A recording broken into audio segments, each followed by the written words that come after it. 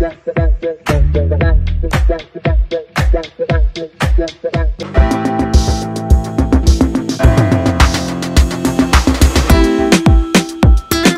நல்லா இருக்கீங்களா?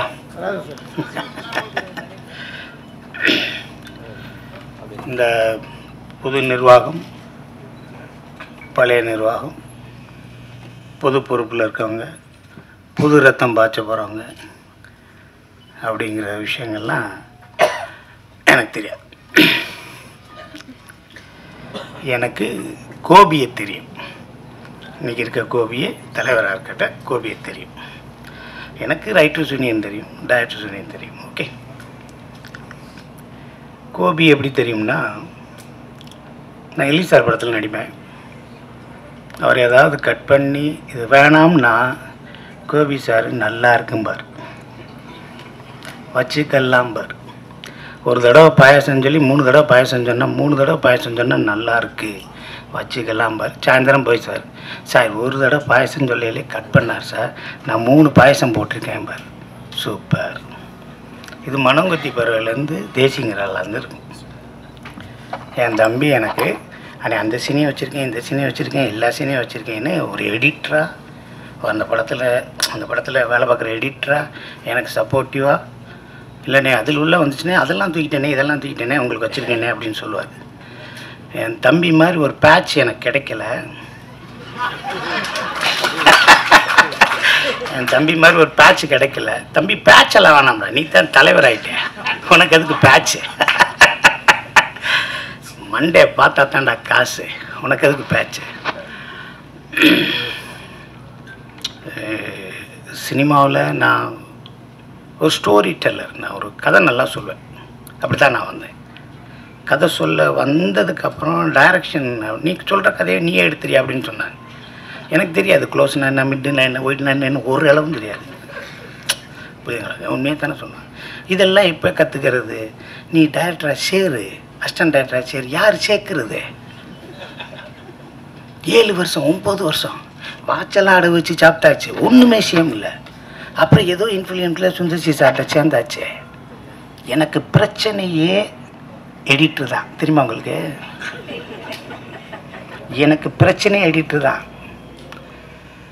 அருணாச்சலத்தில் ஃபஸ்ட்டு படத்தில் அசிஸ்டண்ட் டைரக்டரு போய் சேர்ந்தாச்சு. Sundar C sir 14 assistant. அப்படியே போய் நிற்கிறேன். 2 மணி ஆச்சு, நைட்டு 2 மணி. திருப்பி சாய் சுரேஷ் சார் எடிட் பண்ணிகிட்டே இருக்கார். சாப்பிட்டு படியான்னு ஏதோ புரோட்டெல்லாம் வாங்கி கொடுத்தாரு. சாப்பிட்டேன். ஜெமினியில் குளிர்து, ஏசி. பின் பேக்குன்னு ஒன்று இருக்குன்னு தெரியுமா? பின் பேக்கு, ஸ்டீன் பேக் இல்லை, பின் பேக்கு. நெகட்டிவ்லாம் கட் பண்ணி பின் பேக்கு. அதை பார்த்தா எனக்கு போர்வ மாதிரியே தெரியுது. உள்ளே இருக்கிறதெல்லாம் தூக்கி போட்டு காலையில் வச்சிடணும் பொத்தி படுத்துட்டேன். பின் தானே, ஒயிட் கலரு, அந்த நம்ம இதுவாக இருக்குங்களா சார், அந்த டிரான்ஸ்பரண்ட்டாக இருக்குங்களா, நல்லா இருக்கும். பொத்தி படுத்தா குளிருக்கு நல்லா இருக்கும். படுத்துட்டேன். காலையில் ஜெமினி லேப்லேருந்து என்னை கூப்பிட்டு போயிட்டாங்க. இதுலையா படுக்கிறதுன்னு எனக்கு பேட்டாவே இல்லை. இந்த பையில் நீ ஏன் படுத்தேன்னாங்க. இதானே சார் நல்லா இருக்குது படுத்தேன்னு. நீ போய் ஆஹா சோழி முடிஞ்சு. பாலகோபி சார் இதில் ஏயா படுத்தேன்னு இருக்கார் பாலகோபி சார். அதில் ஏயா படுத்த? சரி சார், சரி பார்த்துக்கலாம். நமக்கு 100 படம் சுந்தர்சி சார்ட்டு. மணிவன் சார்ட்டை எப்போ கேட்டாலும் அவராக புது பேண்ட்டை சட்டையை போட்டு அவராக போயிடுவார். இந்த பேண்ட்டை கழட்டி கொடுங்க கண்டினியூட்டின்னே, நாளைக்கு வரண்டான்னு போனார், வரவே இல்லை. ஃபெர்னில் பேலஸ்லேருந்து வெளியே ரைட் அவுட்டு போய் காரில் ஏறணும். திருப்பி வர்றாரு, வேறு பேண்ட்டு போட்டிருக்காரு. யூகே செந்தில் நம்ம பாரு மிட்டில் க்ளோஸாக சார்ஜ் பண்ணுன்னு. இல்லைடா ஒய்டாக பண்ணும்டா, பில்டிங்க்கு 1 லட்ச ரூபா கொடுத்துருக்கும்டா, பேசாமல் 1 லட்ச ரூபான்னா லோனில் பேண்ட்டு மாறிடுமையா கண்டினியூட்டி டைரக்டரியா சொன்னேன். பேசாமல் வழக்க நீ வேலையை பாருன்னு இப்படியே கிராஸ் பண்ண. அந்த சீன் வரும்போதெல்லாம் எங்கள் ஊர் தான் எனக்கு கண்ணு தெரியும். ஐயையோ அனுப்பிச்சுட்றாங்க, ஐயையோ அப்படின்னு சாய் சுரேஷ் சார் மிட்டில் கட் பண்ணு, அவர் ஒயிலில் கட் பண்ணு, ஐயையோ போச்சே போச்சேன்னு பெருமையாக சொல்லிக்கிறேன். கோச்சுக்கூடாது. ஒரு எடிட்டருக்கு டைரக்ஷன் தேவையில்லை, ஆனால் டைரக்டருக்கு எடிட்டிங் தேவை. நாங்கள் என்ன தப்பு பண்ணாலும் தப்பு பண்ணால் எயிட்டிங்கில் பார்த்துக்கோன்னு சொல்லுவோம். எயிட்டிங்கில் பார்த்துக்கிறோமா, பார்க்கலையா, டப்பிங்கில் பார்த்துக்கலாம். டப்பிங்கில் பார்க்கலையா, ப்ரீ ப்ரொடக்ஷனில் பார்த்துக்கணும். ப்ரீ ப்ரொடக்ஷனில் பார்க்கலையா, ஃபைனலில் பார்த்துக்கணும். அப்போ தான் சொல்லுவோம் அடுத்த படத்தில் பார்த்துக்கலாம். அடுத்த படத்தில் பார்த்துக்கலாம். வரவே வராது, அடுத்த படத்தில் வராது. கோச்சுக்கிறாரு. கடவுள் புண்ணியத்தில் கேமராவை உருட்டி விளாண்ட பிள்ளைகள்லாம் இருக்குல்ல, என்ன தெளிவா மனசை படிக்கிறே பாருங்க. கேமராவை உருட்டி விளாட்றாங்கல்ல பிள்ளைய, அந்த கேமரா சின்ன வயசில் உருட்டி விளையாடுங்கள பிரசாத்தில், அதில் அவங்கெல்லாம் நம்மளுக்கு எடிட்ரு. நம்ம சும்மா பஞ்சத்துக்கு வந்தாங்க. ஃபர்ஸ்டோட அஜித் படத்துக்கு ஸ்ரீகர் பிரசாத் எடிட்ரு. இந்த கேபினில் ஸ்ரீகர் பிரசாத், இந்த கேபினில் ரெட்டு, இந்த கேபினில் கன்னத்தில் முத்தமிட்டான். பாருங்க, நான் எப்போ போனாலும் இந்த ராஜா மோகன் ஒரு எடிட்டர், அவர் நேஷனல் எடிட்டர், அவர் தான் வருவார். சொல்லுங்க சொல்லுங்க, நான் திமிரு ரத்தம் ஓடுதுல, ஏன் உங்களால் வரமாட்டார்? இல்லை சார் இதை பண்ணுங்க சார். சார் வருவார். சார் மணி சாருக்கு தான் பண்ணுவார். இல்லை சார் பண்ணுவார் சார். நம்ம முகரக்கட்டைக்கு அவர் வர்றதே பெரிய விஷயம், நம்ம எடுத்த படத்துக்கு இது வர்றதே பெரிய விஷயம் அப்படிம்பாரு. சரின்னு சொல்லிட்டு பண்ணிட்டு அப்புறம் சரி வாங்க சார் அப்படின்னா, சார் இன்னைக்கு வர்றா சார். அவர் லேசாக பண்ணி, நான் சிங்கிள் ஷாட்னு எடுத்தேன்ல, ஒய்டுன்னு எடுத்தேன்ல, லாங்குன்னு எடுத்தேன்ல, பூராத்தையும் கட்டி எறிகிறார். அப்போத்தான் தெரியுது இவர் ஏன் வந்தார்னு. ஏன்னா ஒரு ஃபிலிமுக்கு என்ன சப்போர்ட் பண்ணும், இந்த ஃபிலிமுக்கு என்ன சப்போர்ட் பண்ணும், என்ன டூரேஷனில் இந்த ஃபிலிம் இருக்கணும், இந்த சப்போர்ட் பண்ணும். நீ எடுத்த சிங்கிள் ஷாட்லாம் அதெல்லாம் அது வேற, இந்த ஃபிலிம் என்ன சப்போர்ட் பண்ணும் அப்படின்னு சொல்லி அவர் மார்க் பண்ணார். ஃபர்ஸ்ட் ஆஃப் இவ்வளோ நேரம் இருக்கணும், செகண்ட் ஆஃப் இவ்வளோ நேரம் இருக்கணும். ஃபர்ஸ்ட் ஆஃப் எவ்வளோ நேரம் இருக்கும், ஒரு 1 hour 10 minutes, செகண்ட் ஆஃப் என்ன இருக்கும் 50 minutes 55 minutes. படத்தை ஃபாஸ்ட் பண்ணுங்க ஃபாஸ்ட் பண்ணுங்கன்னா யார் ஃபாஸ்ட் பண்ணுறது? அமுக்குறதா எப்படி ஃபாஸ்ட் பண்ணுறது? இங்கே போனால் திரும்பினா ஓடினா திரும்பினா அப்படி இருக்குல்ல, ஓடுனா திரும்பினா அதை நீ இந்த ஓடினா ரெண்டாவது ஓடினா அதை கட் பண்ணா மாப்பிள்ளை ஃபாஸ்ட்டாக இருக்கு, டேய் ட்ரிம் பண்ணிட்டாங்கடா. இது என்ன ஃபாஸ்ட்?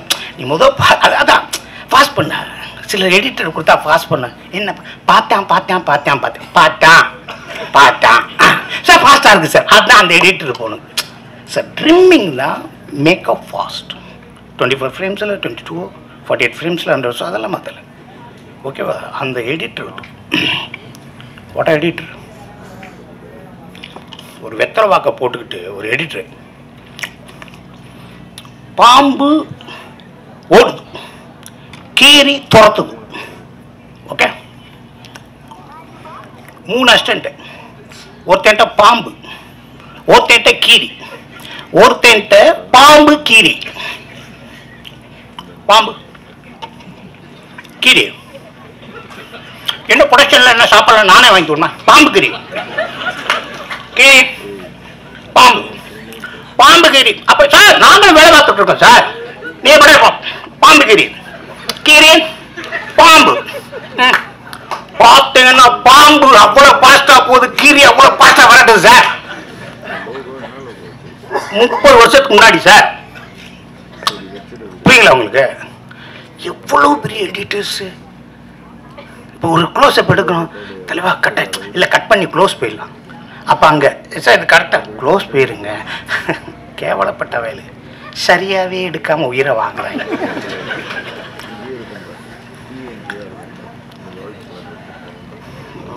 வெற்றிமாறன் சார் சொன்னார், ஹூ இஸ் பாலுமேந்திரா சார், அது one of the editor, not a cameraman. Pune இன்ஸ்டியூட்டில் அவர் கேமரா, அவர் ஒரு மிகப்பெரிய எடிட்டர். வெட்டிங் என் பேரை போடுங்கன்னாரு சார். நான் தானே எடிட்டர், நான் தானே வெட்டினேன், வேலையை பரியாம்பார். புரியுங்களா உங்களுக்கு? மகேந்திரன் சார் தம் அடிப்பார், வெளியே போயிடுவார்.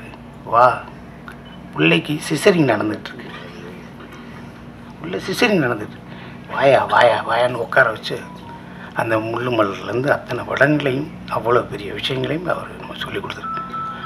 ஒரு எடிட்டிங் சென்ஸ் இல்லாமல் நீங்கள் படமே எடுக்க முடியாது. ஸோ எடிட்டர் த மஸ்ட்.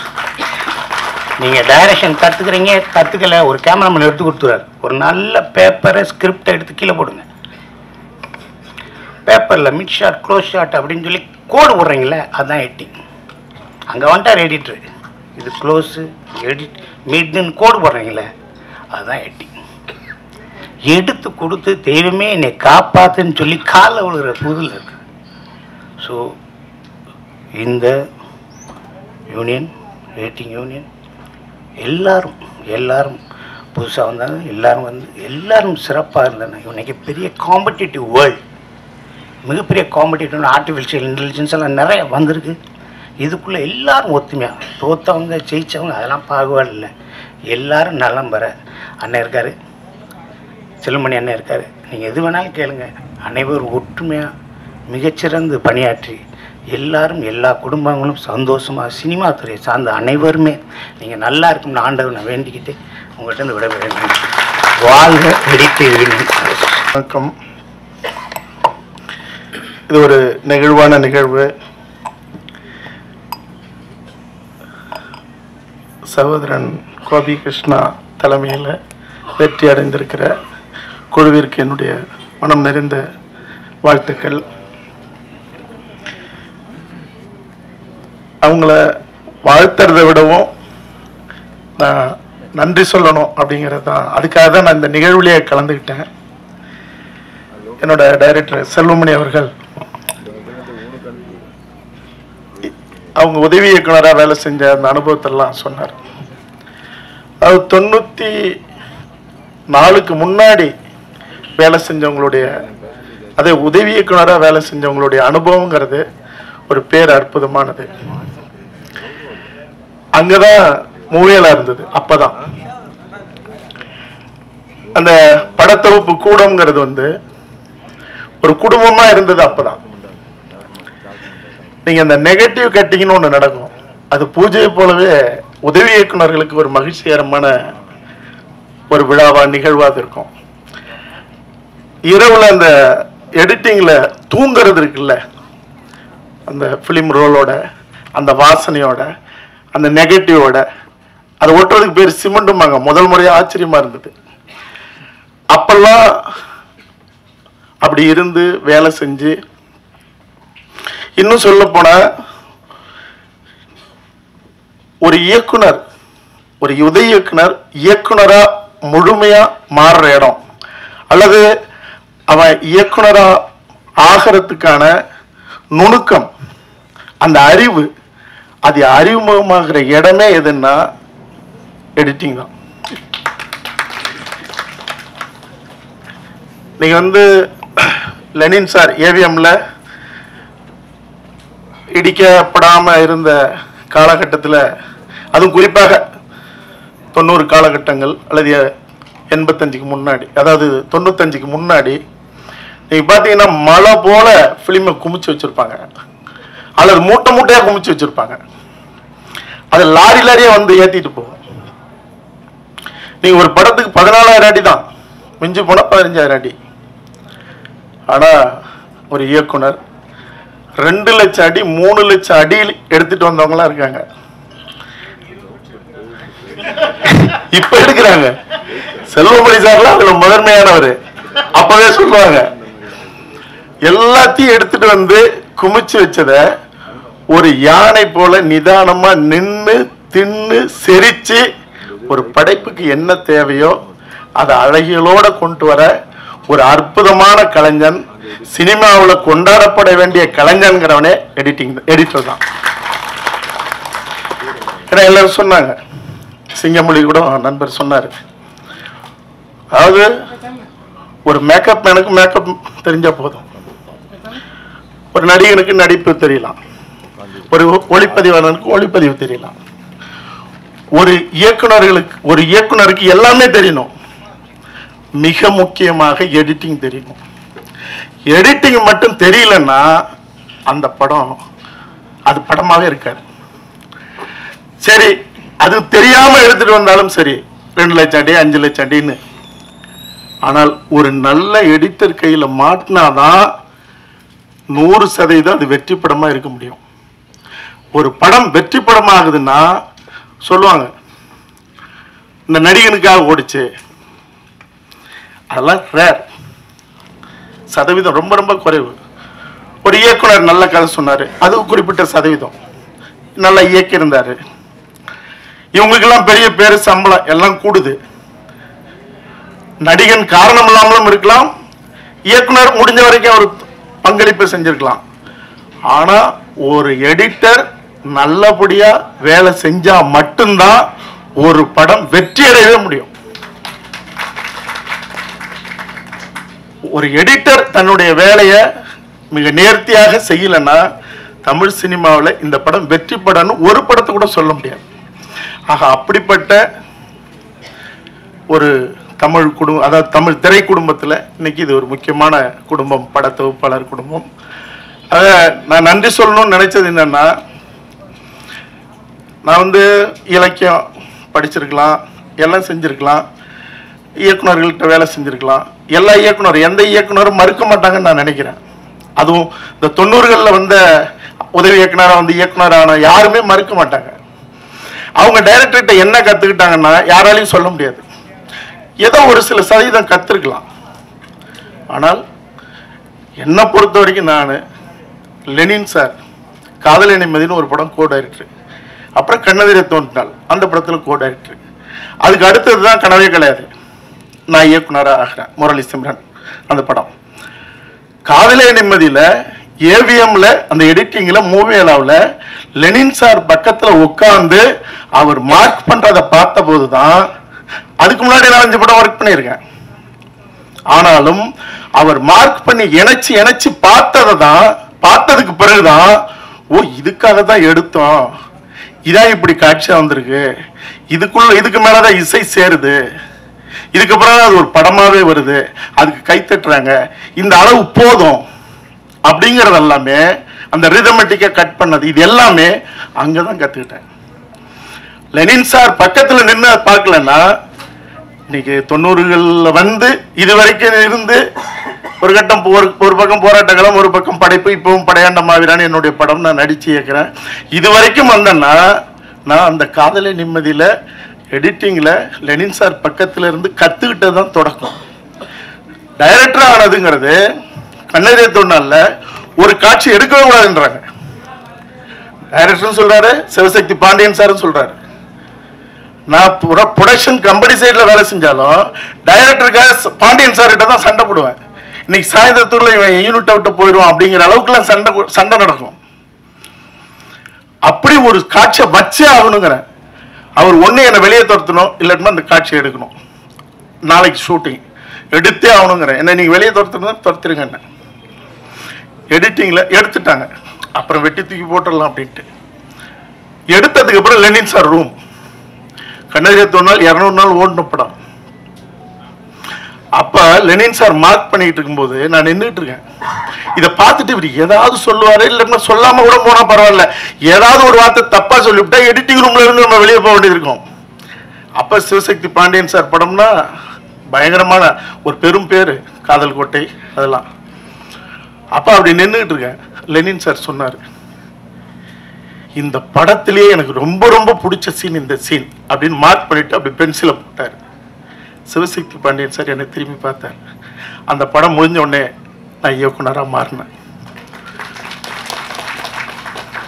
ஆக சினிமா கத்துக்கிட்டது மட்டும் இல்ல, இயக்குனராக மாறினது மட்டும் இல்ல, இந்த படைப்பின் மூலமா என் சமூகத்துக்கு நிறைய சொல்ல முடியும் அப்படிங்கிற அந்த தொடர் பயணத்துக்கு படத்தொகுப்பு கூடமும் எடிட்டர்களும் தான் காரணமாக இருந்தாங்க.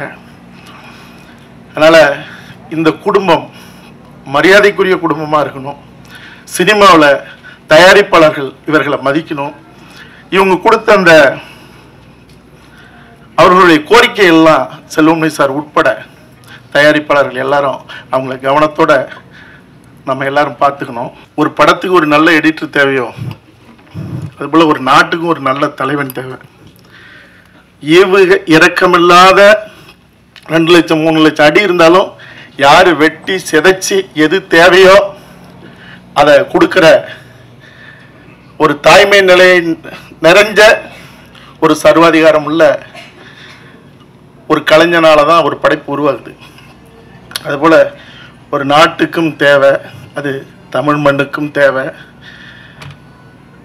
வெற்றி பெற்ற அனைத்து கலைஞர்களுக்கும் வாழ்த்துக்கள். நன்றி, வணக்கம். கொச்சியில் அதுக்கப்புறம் ஆஃப்டர்நூன் அங்கே ஒரு அட்டெண்டன்ஸ் போட்டு அங்கே ஓட்டிங் எல்லாம் பண்ணி முடிச்சுட்டு ஆஃப்டர்நூன் ஃப்ளைட்டில் இங்கே சென்னையில் வந்தேன்.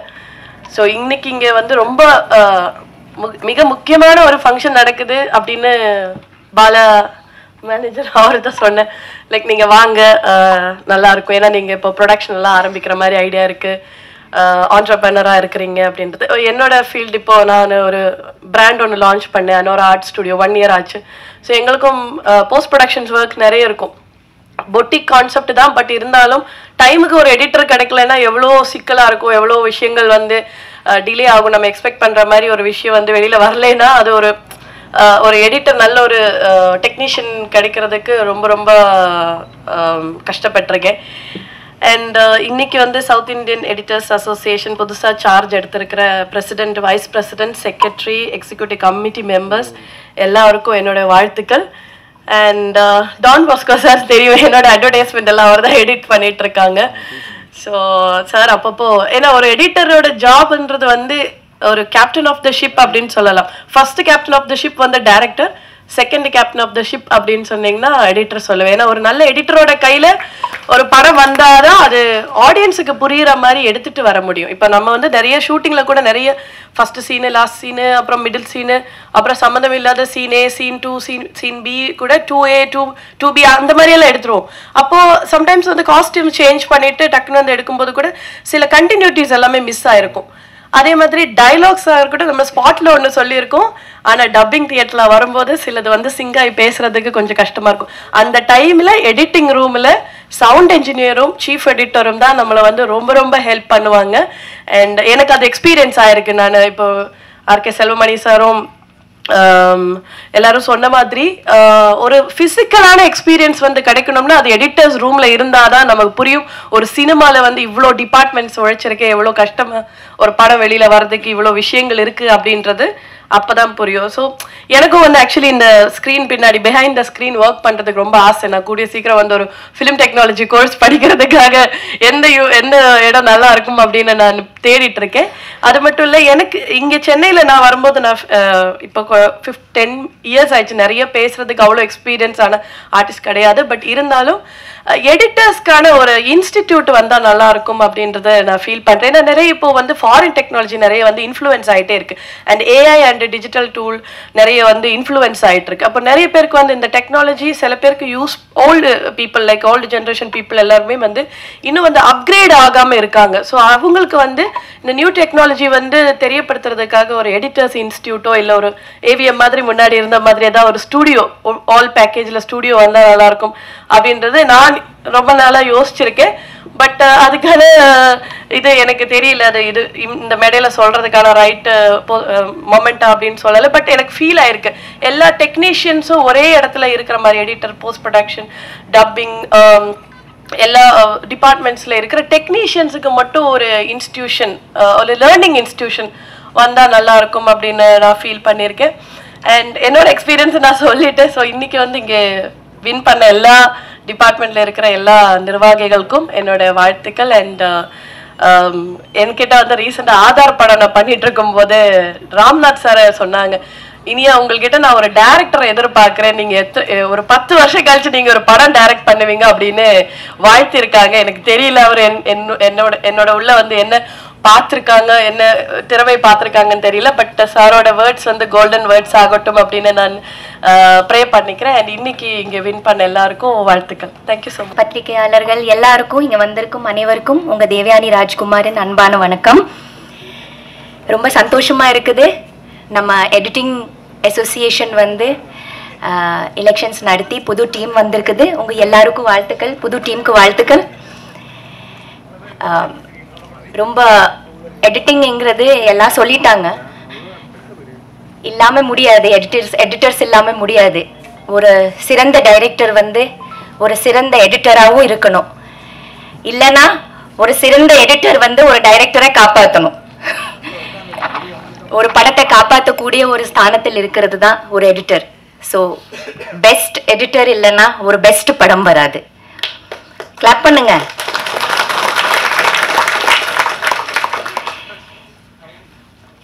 டைரக்டரோட ஹார்ட்டோட துடிப்பு, ஹார்ட் பீட்டே ஒரு எடிட்டர் தான் நினைக்கிறேன்.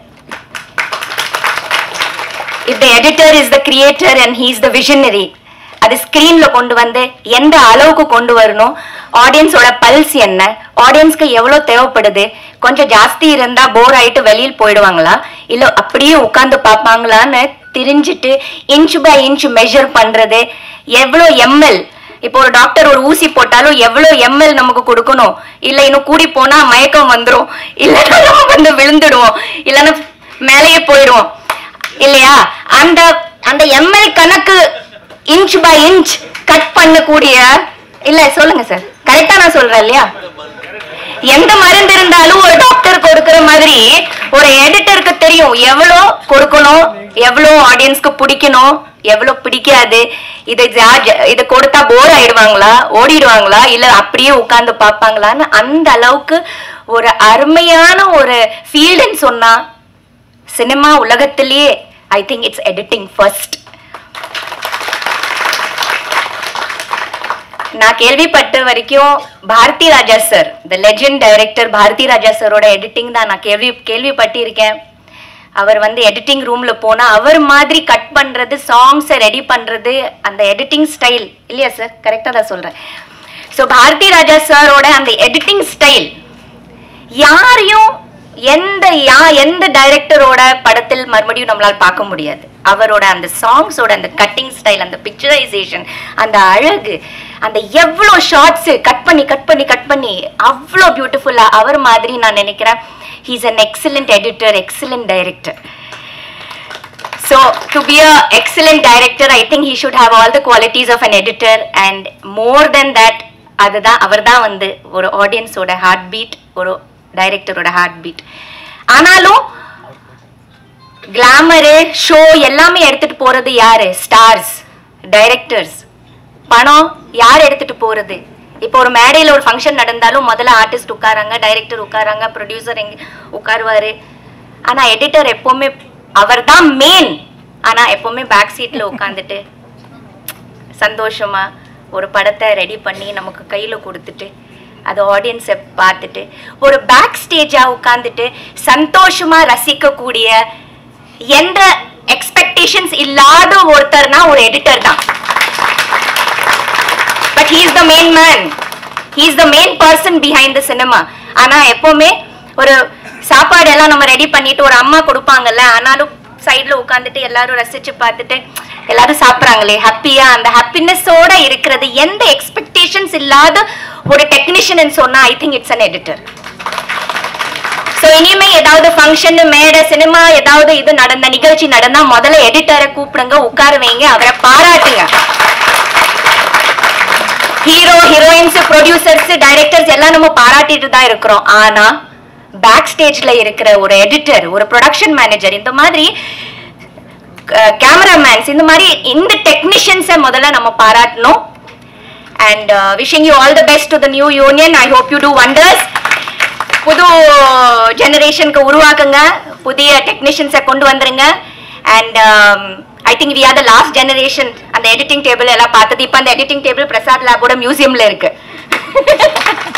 என்னோட டாட்டர் எடிட்டிங் கத்துக்கணும்னா சொல்லிட்டு நான் வந்து காமிச்சேன். அந்த மியூசியம் எல்லாமே சுத்தி பார்த்தோம். ஸோ இந்த பழைய மஷின்ஸ் எல்லாம் அங்கே இருக்குது. So it's a beautiful this thing. I hope you have a wonderful journey. Thank you. 2 மணிக்கு தான் முடிய போகுது, ரெடியா இருங்க. எடிட்டர் யூனியன் ஃபங்க்ஷன் வந்தா கரெக்டாக ஷார்ப்பாக எடிட் பண்ணி பேசணும் இல்லையா? அந்த சென்ஸே இல்லாமல் எல்லாரும் பேசிட்டு இருக்காங்க. என்னங்கடா சிக்கல் இது? இப்போ அமீர் வந்து எவ்வளோ நேரத்துக்கு முன்னாடி வந்தார். அதனால நான் ரொம்ப ஷார்ப்பாக, ஒரு டைரக்டர் தான் பெஸ்ட் ஃபர்ஸ்ட் எடிட்டராக இருக்கணும். நான் இது பதில் எல்லாரும் எடிட்டர்களை போடுறாங்க. நான் அவங்கள தப்பு சொல்ல. ஃபஸ்ட்டு ஒரு டைரக்டர்ன்றவன் தான் எடிட்டிங் சென்ஸோட படம் எடுக்கணும். அப்படி எடுத்துட்டா எடிட்டருக்கு ஜாஸ்தி வேலை இல்லை. அப்புறம் ஒரு எடிட்டர்ன்றவன் ஒரு கிரியேட்டிவாக திங்க் பண்ணக்கூடிய ஆளாக இருக்கணும். ஒரு கதைன்னா என்ன, இந்த டைரக்டரோட கதையை ஒன்லைனை சீன்ஸை முதல்ல கேட்டுக்கணும். எத்தனை எடிட்டருக்கு கதை தெரியுது? இது நிறைய விஷயங்கள் இருக்குது. பேசினா நான் வந்து அப்புறம் யாருமே எடிட் பண்ண முடியாது. ரொம்ப நேரமாக ஆமாம், நீ ஒரு மேட்ரை போட்டியே. நான் முதல்ல திரைப்பட கல்லூரியில் படிக்கும்போது செகண்ட் இயரில் எனக்கு மூமேத்தா சார் எனக்கு வாத்தியார், கவிஞர் மூமேத்தா. அவர் வந்து நீ என்ன டெய்லியுமா உங்களுக்கு ஷூட்டிங் இல்லை, 300 அடி எடுக்கிறது தான் செகண்ட் இயரில் வேலை. ஒரு 3 தடவை 300 அடி எடுப்போம். அது வரையிலும் வேலையே இல்லை சார். அப்படின்னா வா, நான் இன்னொருத்தர்கிட்ட சேர்த்து விட்றேன்ட்டு கொண்டு போய் எடிட்டர் வெள்ளைச்சாமி சார்கிட்ட சேர்த்து விட்டார். அந்த மனுஷன் ஒரு வாரத்துக்கு 4 படம் எடிட் பண்ணுவார். அவர் தூங்கி நான் பார்த்ததே இல்லை.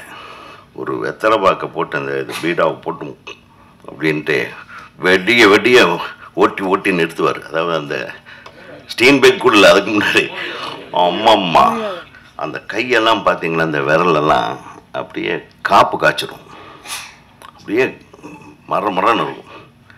எடிட்டர்ன்றது எவ்வளவு கஷ்டமான வேலையாக இருந்தது, இன்னைக்கு எவ்வளவு சிம்பிள் ஆயிடுச்சு.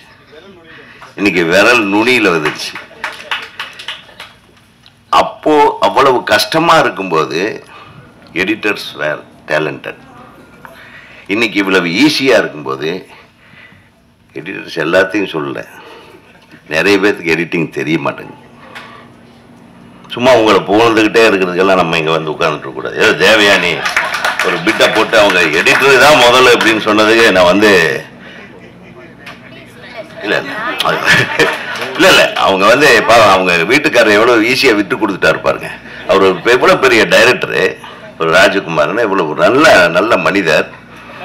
அவரை விட்டுட்டு எடிட்டர் தான் வந்து முதல்ல நீங்க மேடை ஏற்றுறோம். என்னங்க அது? ஐயோ அதெல்லாம் இருக்கு. ஆர்ட்டாவது பீட்டாவது ஃபர்ஸ்ட்.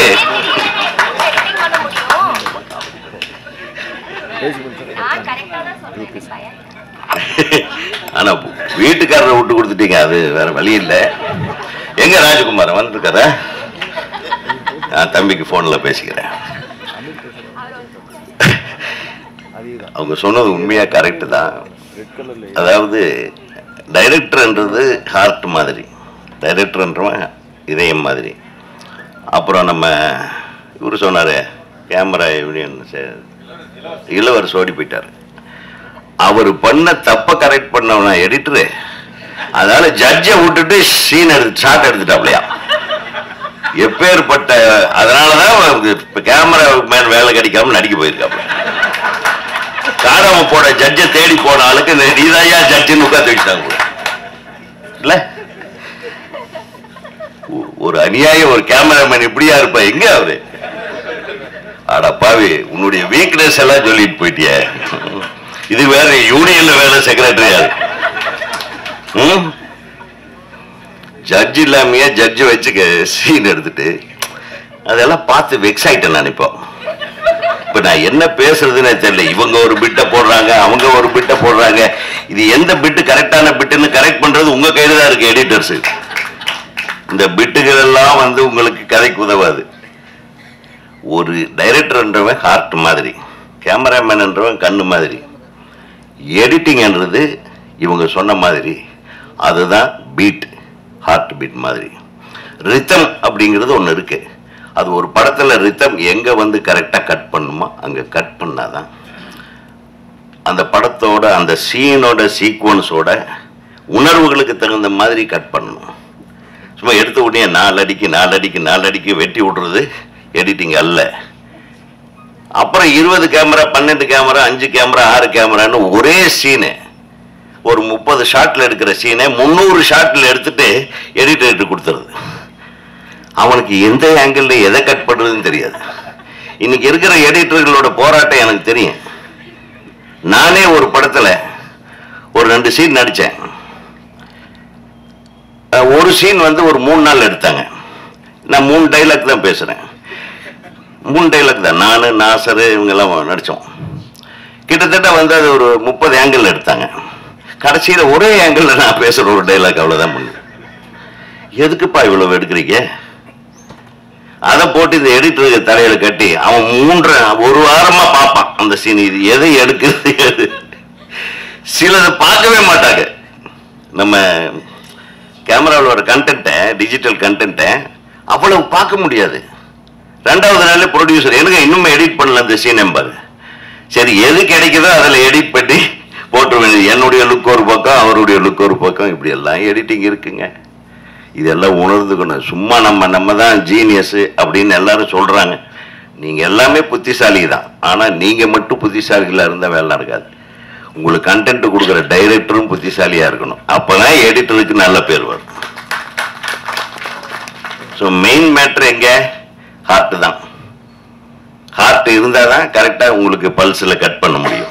அதே மாதிரி மியூசிக் டைரக்டர் இவர் சார் சொன்னார், ஒரு மியூசிக், அதாவது எந்த மாதிரி மியூசிக்கு எப்படி எடிட் பண்ணணுன்றது தெரியணும். இந்த டஸ்ட்பின்ல படுத்தவர்கிட்ட எல்லாம், சாரி என்ன பின் அது? அந்த பின்னு உண்மையிலும் நான் அந்த பின்னுக்கிட்ட ஒரு மாதிரி ஸ்மெல் வரும். ஏன்னா அந்த ஃபிலிமை கட் பண்ணி உள்ளே போட்டு அந்த துணியே ஒரு மாதிரி கெமிக்கல் வாசம் வரும். அதுக்குள்ளேயே ஒரு மனுஷன் படுத்திருக்காங்க. அந்த கெமிக்கல் வாசம். நான் எடிட்டர் வெளிச்சாமி சார் ரூமில் தான் அதெல்லாம் இல்லை அந்த ஸ்மெல்லையும் படுத்துட்டு வந்ததுனால தான் இவர் இன்னைக்கு மணக்கிறார், நடிக்கிறார். இன்னைக்கு ஒரு படத்தில் நடிச்சு ஒரு மிகப்பெரிய பேர் வாங்கிட்டு மெயின் ஹீரோவே தள்ளிட்டாங்க. இவரையே பேசிட்டு இருக்காங்க, இவரை பற்றியே பேசிட்டு இருக்காங்க. அவருக்கு என்ன உருட்டப்பா, என்ன ஸ்பீச்சியா? நீ அரசியலுக்கு போயிருக்க வேண்டிய ஆளு, சினிமாவுக்கு வந்துட்ட. நீ அது கூட ட்ரை பண்ணல. வேற ஏதாச்சும் ஒரு பின்னு கிடைச்சா, பொலிட்டிக்கல் பின் கிடைச்சா, ஒரு 4 நாள் படுத்து தூங்குனீங்கன்னா கரெக்ட் ஆயிடுது. அழகா இருந்தது. நான் சொல்றது சும்மா காமெடிக்காக சொல்றேன். பிரமாதமா பேசினாங்க. அதுல ஒரு பொன்விழா ஆண்டுன்னு சொல்லி குறிப்பிட்டாங்க நம்ம தலைவர் பேசும்போது, கோபிகிருஷ்ணா. உண்மையிலுமே பொன்விழா ஆண்டுக்கு உண்டான ஒரு இது ஸ்டார்ட் ஆயிருக்கு. அது ஒரு மிகப்பெரிய ஒரு நிகழ்ச்சியா பண்ணுங்க. நிகழ்ச்சியா பண்ணி அதுக்கு நாங்கள் எங்கள் சப்போர்ட்டெல்லாம் திருப்பி இருக்கு. நீங்கள் இந்த அப்பார்ட்மெண்ட்டில் இருக்கீங்களா, அது ஒரு இண்டிவிஜுவல் பில்டிங் பண்ணுங்க பார்க்கலாம். அந்த மாதிரி ஏதாச்சும் ஒரு முடிவு எடுத்து, அப்புறம் ஏற்கனவே இருந்த அசோக் மேத்தா சரியில்லை, அவர் சரியில்லை, இவர் சரியில்லைன்னாலும் சொல்லாமல் அது அந்த இது விட்டு அவங்களையே ஒரு தலைவராக போட்டு அந்த குழுவுக்கு நீங்கள் தான் தலைவர்னு அவங்ககிட்ட வேலை வாங்குங்க. ஏன்னா அவங்களுக்கு நிறைய மேட்டர்கள் தெரியும். ஆக எல்லாரும் ஒற்றுமையாக இருந்து, செல்வமணி சொன்ன மாதிரி இன்னைக்கு சினிமான்றது ஒரு தனி மனிதன் கைக்கு போயிடுச்சு. அமைப்புகளால் இனிமேல் கண்ட்ரோல் பண்ண முடியாது cinema. Anybody can create anything. அவன் நானே ஒரு கேமரா வாங்கி, நானே 4 லைட் வாங்கி, நாலு பசங்களை ட்ரெயின் பண்ணி கூட்டிகிட்டு போய் படம் எடுக்கலாம். யாராலையும் நிறுத்த முடியாது. அதை மட்டும் உணர்ந்துக்குங்க.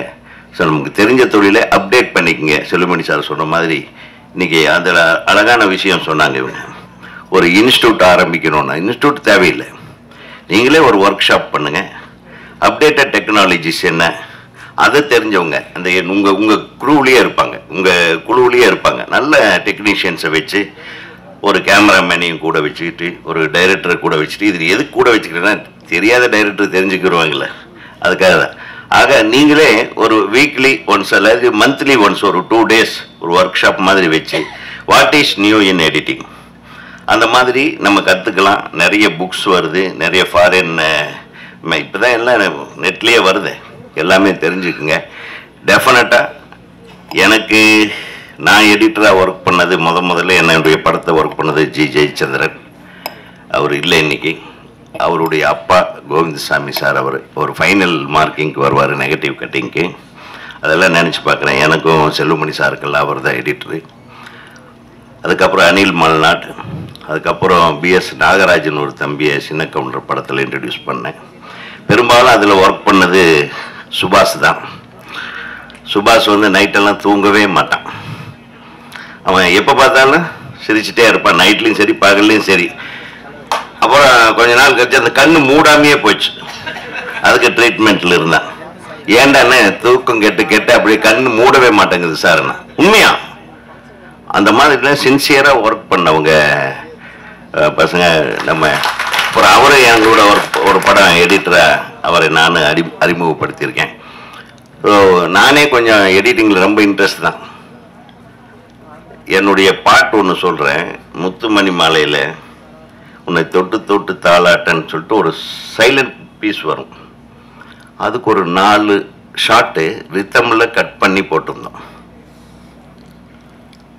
அதுக்கப்புறம் ஒரு 4-5 நாள் கழித்து பாலு மகேந்திரா சார் திரும்பி அவர் நான் வரும்போது எனக்கு ஒரு உதவி இங்கே வாங்க அப்படின்னு. என்ன சார் அப்படி நான் கட்டிப்பிடிச்சி என்னையா எடிட்டிங்கன்னு. சார் என்ன சார்ன்னு, அந்த சைலண்ட்டுக்கு போட்ட ஷாட்டு பாரு எக்ஸலண்ட் அப்படின்னு என்னை கட்டிப்பிடிச்சு. சார் நான் இல்லை சார், நான் சொன்னேன் இது ஒரு 4 சைலண்ட் கட் பண்ணுங்கடான்னு. பசங்க தான் பண்ணாங்க, நான் பெரிய அறிவாளி கிடையாது. பட் இருந்தாலும் அங்கே ஒரு இயக்குனரை தூக்கி நிறுத்துறது ஒரு எடிட்டர் தான் என்று சொல்லி நீங்கள் என்றும் வாழ்க. இன்று பதவியேற்றிருக்கும் பழனியப்பன், ரவிச்சந்திரன், கோபி கிருஷ்ணா, கௌதமன், சங்கர், கோபாலகிருஷ்ணன், சாபு, ஜோசப், எம் சங்கர் மற்றும் அனைத்து செயற்குழு உறுப்பினர்கள் வாழ்க வளமுடன், மிகச்சிறப்பாக செயல்படுங்கள் என்று கூறி வாழ்த்து சொல்லி தமிழ்நாடு திரைப்பட இயக்குநர்கள் சங்கத்தின் சார்பாக உங்களுக்கு நல்வாழ்த்துக்களை சொல்லி விடைபெறுகிறேன். வணக்கம். மேடையில் அமர்ந்திருக்கக்கூடிய பிரமாக்கள் அனைவருக்கும் வணக்கம். பதவியேற்புக்காக காத்திருக்கக்கூடிய சகோதரர் கோபி கிருஷ்ணா அவர்கள் தலைவர், பழனியப்பன் அவர்கள் செயலாளர், ரவிச்சந்திரன் அவர்கள் பொருளாளர், துணைத் தலைவர்கள், இணைச் செயலாளர்கள், செயற்குழு உறுப்பினர்கள் அனைவருக்கும் வாழ்த்துக்கள். இந்த வெற்றி விழா உங்களுக்கு கல்யாணம் மாதிரி ரொம்ப சந்தோஷமா இருக்கும். இப்போ அப்புறம் தான் அந்த பொண்ணோட குணமே உங்களுக்கு தெரியும். செல்வமணி சார் பயங்கரமா சிரிக்கிறாரு.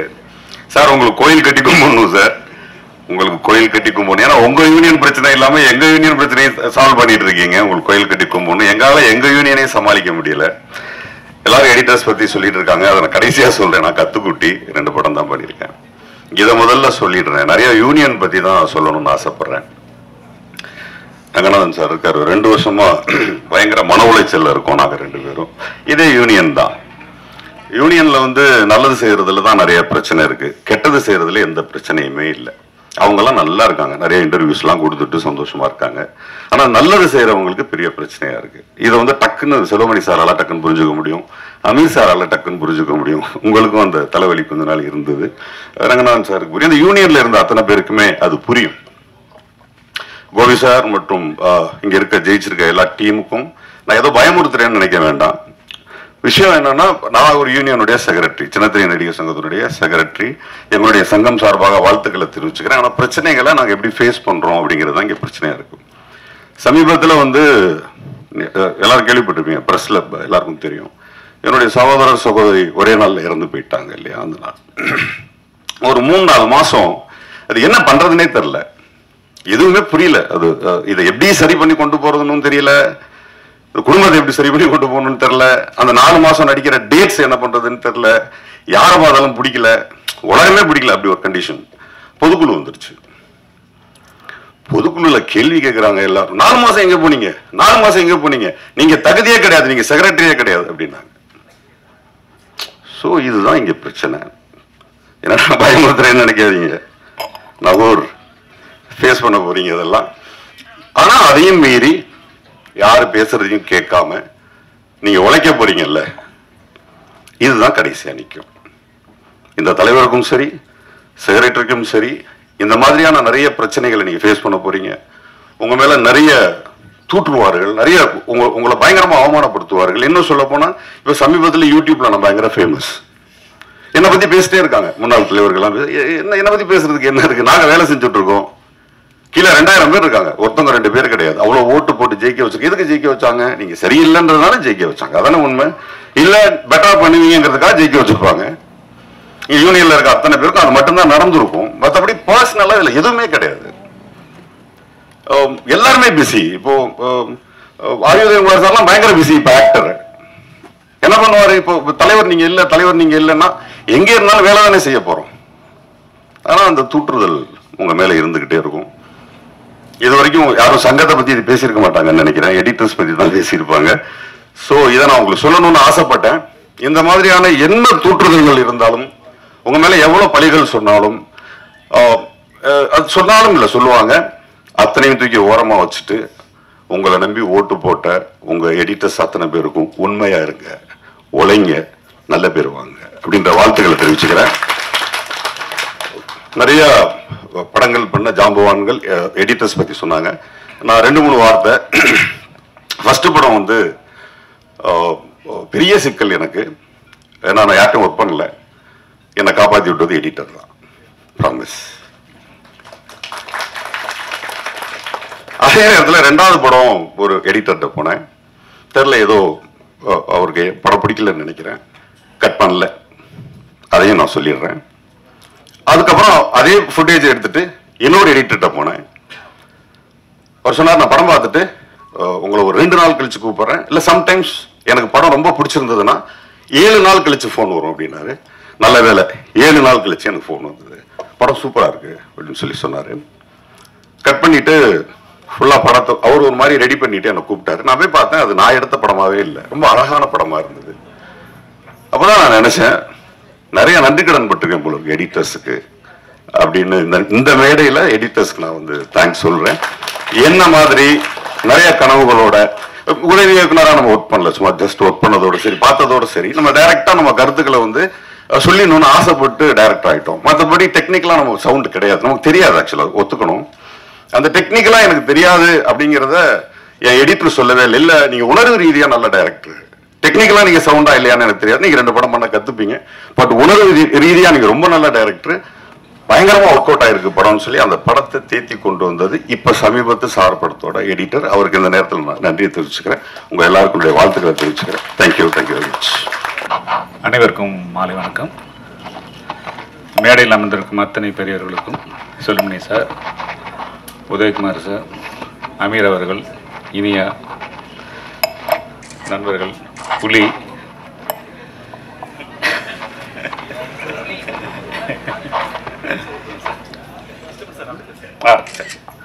பாலசேகர், டக்குன்னு மேடையில் வந்து உட்காந்துருக்கப்ப நமக்கு தெரிஞ்சவங்க பேரே டக்குன்னு போயிடும், அது ஒரு பெரிய. சுபாஷ் அவர்கள், அசோக் மேத்தா அவர்கள் மற்றும் அத்தனை பேருக்கும் என் முதுக்கன் வணக்கத்தை தெரிவிச்சுக்கிறேன்.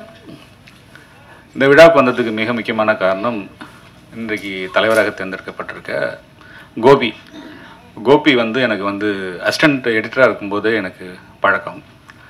என்னோடய தீபாவளி படத்தில் ஒரு அசிஸ்டண்டாக ஒர்க் பண்ணார். அப்போ இன்ஸ்டியூட்டில் படிச்சுட்டு இருக்காரு. அவர் படிச்சுக்கிட்டு பார்ட் டைமாக வந்து அந்த படத்தில் ஒர்க் பண்ணிகிட்ருப்பார்.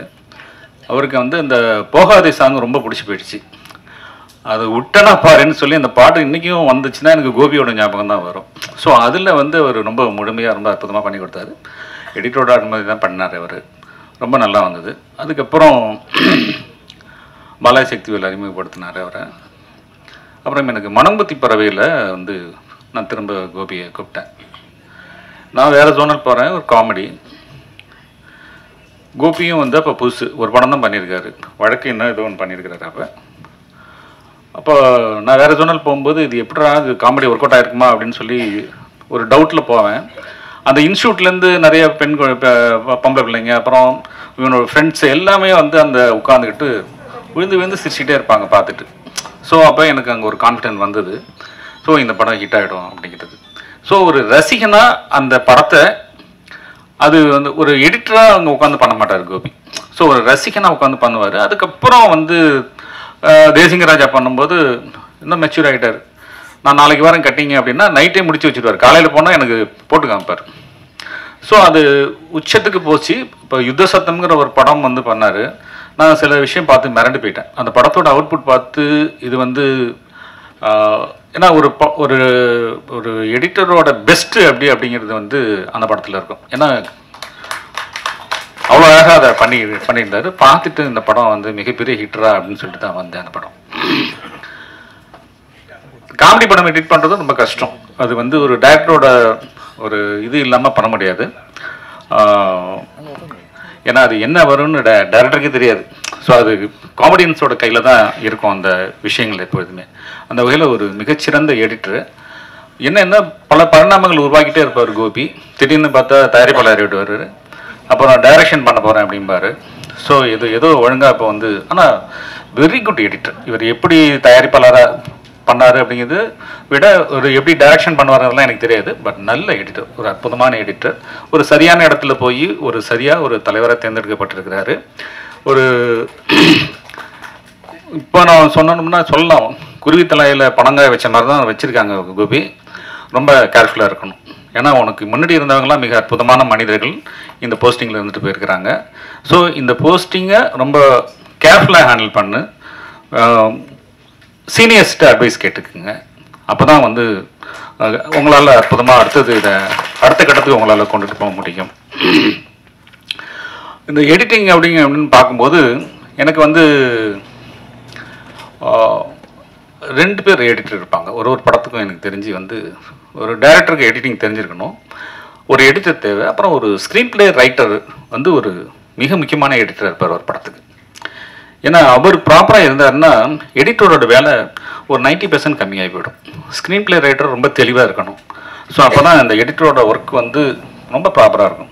நானே வந்து நிறைய படம் பண்ணியிருந்தா கூட ஒரு 3 படங்கள் வந்து அந்த ஸ்க்ரீன் பிளே ரைட்டரால் வந்து எந்த விதமான ஒரு டச்சும் எடிட்டரோட டச்சும் பெருசாக வைக்க முடியாமல் அளவுக்கு வெற்றி அடைஞ்சதுன்னா என்னுடைய துல்லாத மனமும் துள்ளும், மனங்குத்தி பறவை, வேலை நின்று வந்துட்டா வெள்ளைக்காரன். மிச்ச படங்கள் எல்லாமே வந்து எடிட்டரோட கான்ட்ரிபியூஷன் இருக்கும். பட் இருந்தாலுமே வந்து நிறைய குழப்பங்கள் இருக்கும். ஸோ நிறைய விஷயங்கள் பார்த்து பண்ண வேண்டியிருக்கும். அந்த வகையில் வந்து ஒரு மறைந்த நண்பர் ஒருத்தரை பற்றி நான் பேசி ஆகணும். கிஷோர் அப்படிங்கிற ஒரு எடிட்டர். எனக்கு வெள்ளைக்காரர் துறை அப்படிங்கிற அந்த படம் பண்ணி கொடுத்தார் அவர். கோபுரம் ஃபிலிம்ஸ் அன்புச்செழியன் சார் தான் அதுக்கு ப்ரொடியூசர். எல்லாம் ரெடி பண்ணிவிட்டு எனக்கு வந்து நான் படம் போட்டு பார்க்குறேன். ஃபர்ஸ்ட் ஹாஃபு ரொம்ப நல்லா இருக்குது, செகண்ட் ஹாஃபு குப்பையாக இருக்குது. பட் வழக்கம் போல் என்னோடய ரைட்டர்ஸ் எல்லாமே சூப்பராக இருக்குது அப்படின்றாங்க. எடிட்டர் மாத்திரம் கொஞ்சம் கன்ஃபியூஷனில் இருக்கிறாரு. அப்புறம் வெளியில் வந்து கொஞ்சம் கோபத்தில் நிறைய திட்டுவேன் நான், ரைட்டர்ஸ் எல்லாம் திட்டிட்டு இது விளங்காத அந்த படம். ஏன்னா படம் தப்பாக இருக்குங்கிறத வந்து மொத கை தூக்கி சொல்கிறது நானாக தான் இருப்பேன். எந்த படம் பண்ணாலும் இது விளங்கவும் விளங்காது, இது ஓடாதா. ஏன்னா 4 பேர் தேட்டரில் பார்த்து திட்டும்போது அதை விட நம்மளே திட்டிடலாம் ஃபஸ்ட்டு. பட் ஆனால் இந்த படம் நல்லா இல்லை அப்படிங்கிறது இறைவன் நம்ம கண்ணுக்கு காட்ட மாட்டான். சில நேரத்தில் சூப்பராக இருக்குன்னு அவங்க சொல்லும்போது நம்ம காதில் ஓகேன்னு மண்டே ஆட்டிட்டு போயிடுவோம். அது இருக்கக்கூடாது. நம்ம படத்துக்கு நம்ம தான் முதல் கிரிட்டிக்காக இருக்கணும். அது எந்த விதமான பாரபட்சமும் இல்லாமல் கேவலமாக இருக்குது, குப்பையாக இருக்குன்னு சொல்லணும்னா சொல்லிட்டு போயிடணும். அந்த மாதிரி குப்பையாக இருக்குது செகண்ட் ஹாஃப் அப்படின்னு சொல்லிட்டு போயினேன். கிஷோர் ரொம்ப அப்செட் ஆகிட்டார். எனக்கு ஒன்றும் புரியல. அப்புறம் கிஷோர் கூப்பிட்டு சொன்னார், சார் என்ன உங்களுக்கு ப்ராப்ளம்னு. இதெல்லாம் ப்ராப்ளம், சரி பண்ணுங்கள், ரெடி பண்ணுங்கள், என்ன பண்ணலாம் அப்படின்னு சொல்லிட்டு ரெடி பண்ணிட்டு போனேன். என்ன பண்ணியிருக்கீங்க அப்படின்னு சொல்லி கேட்டார்.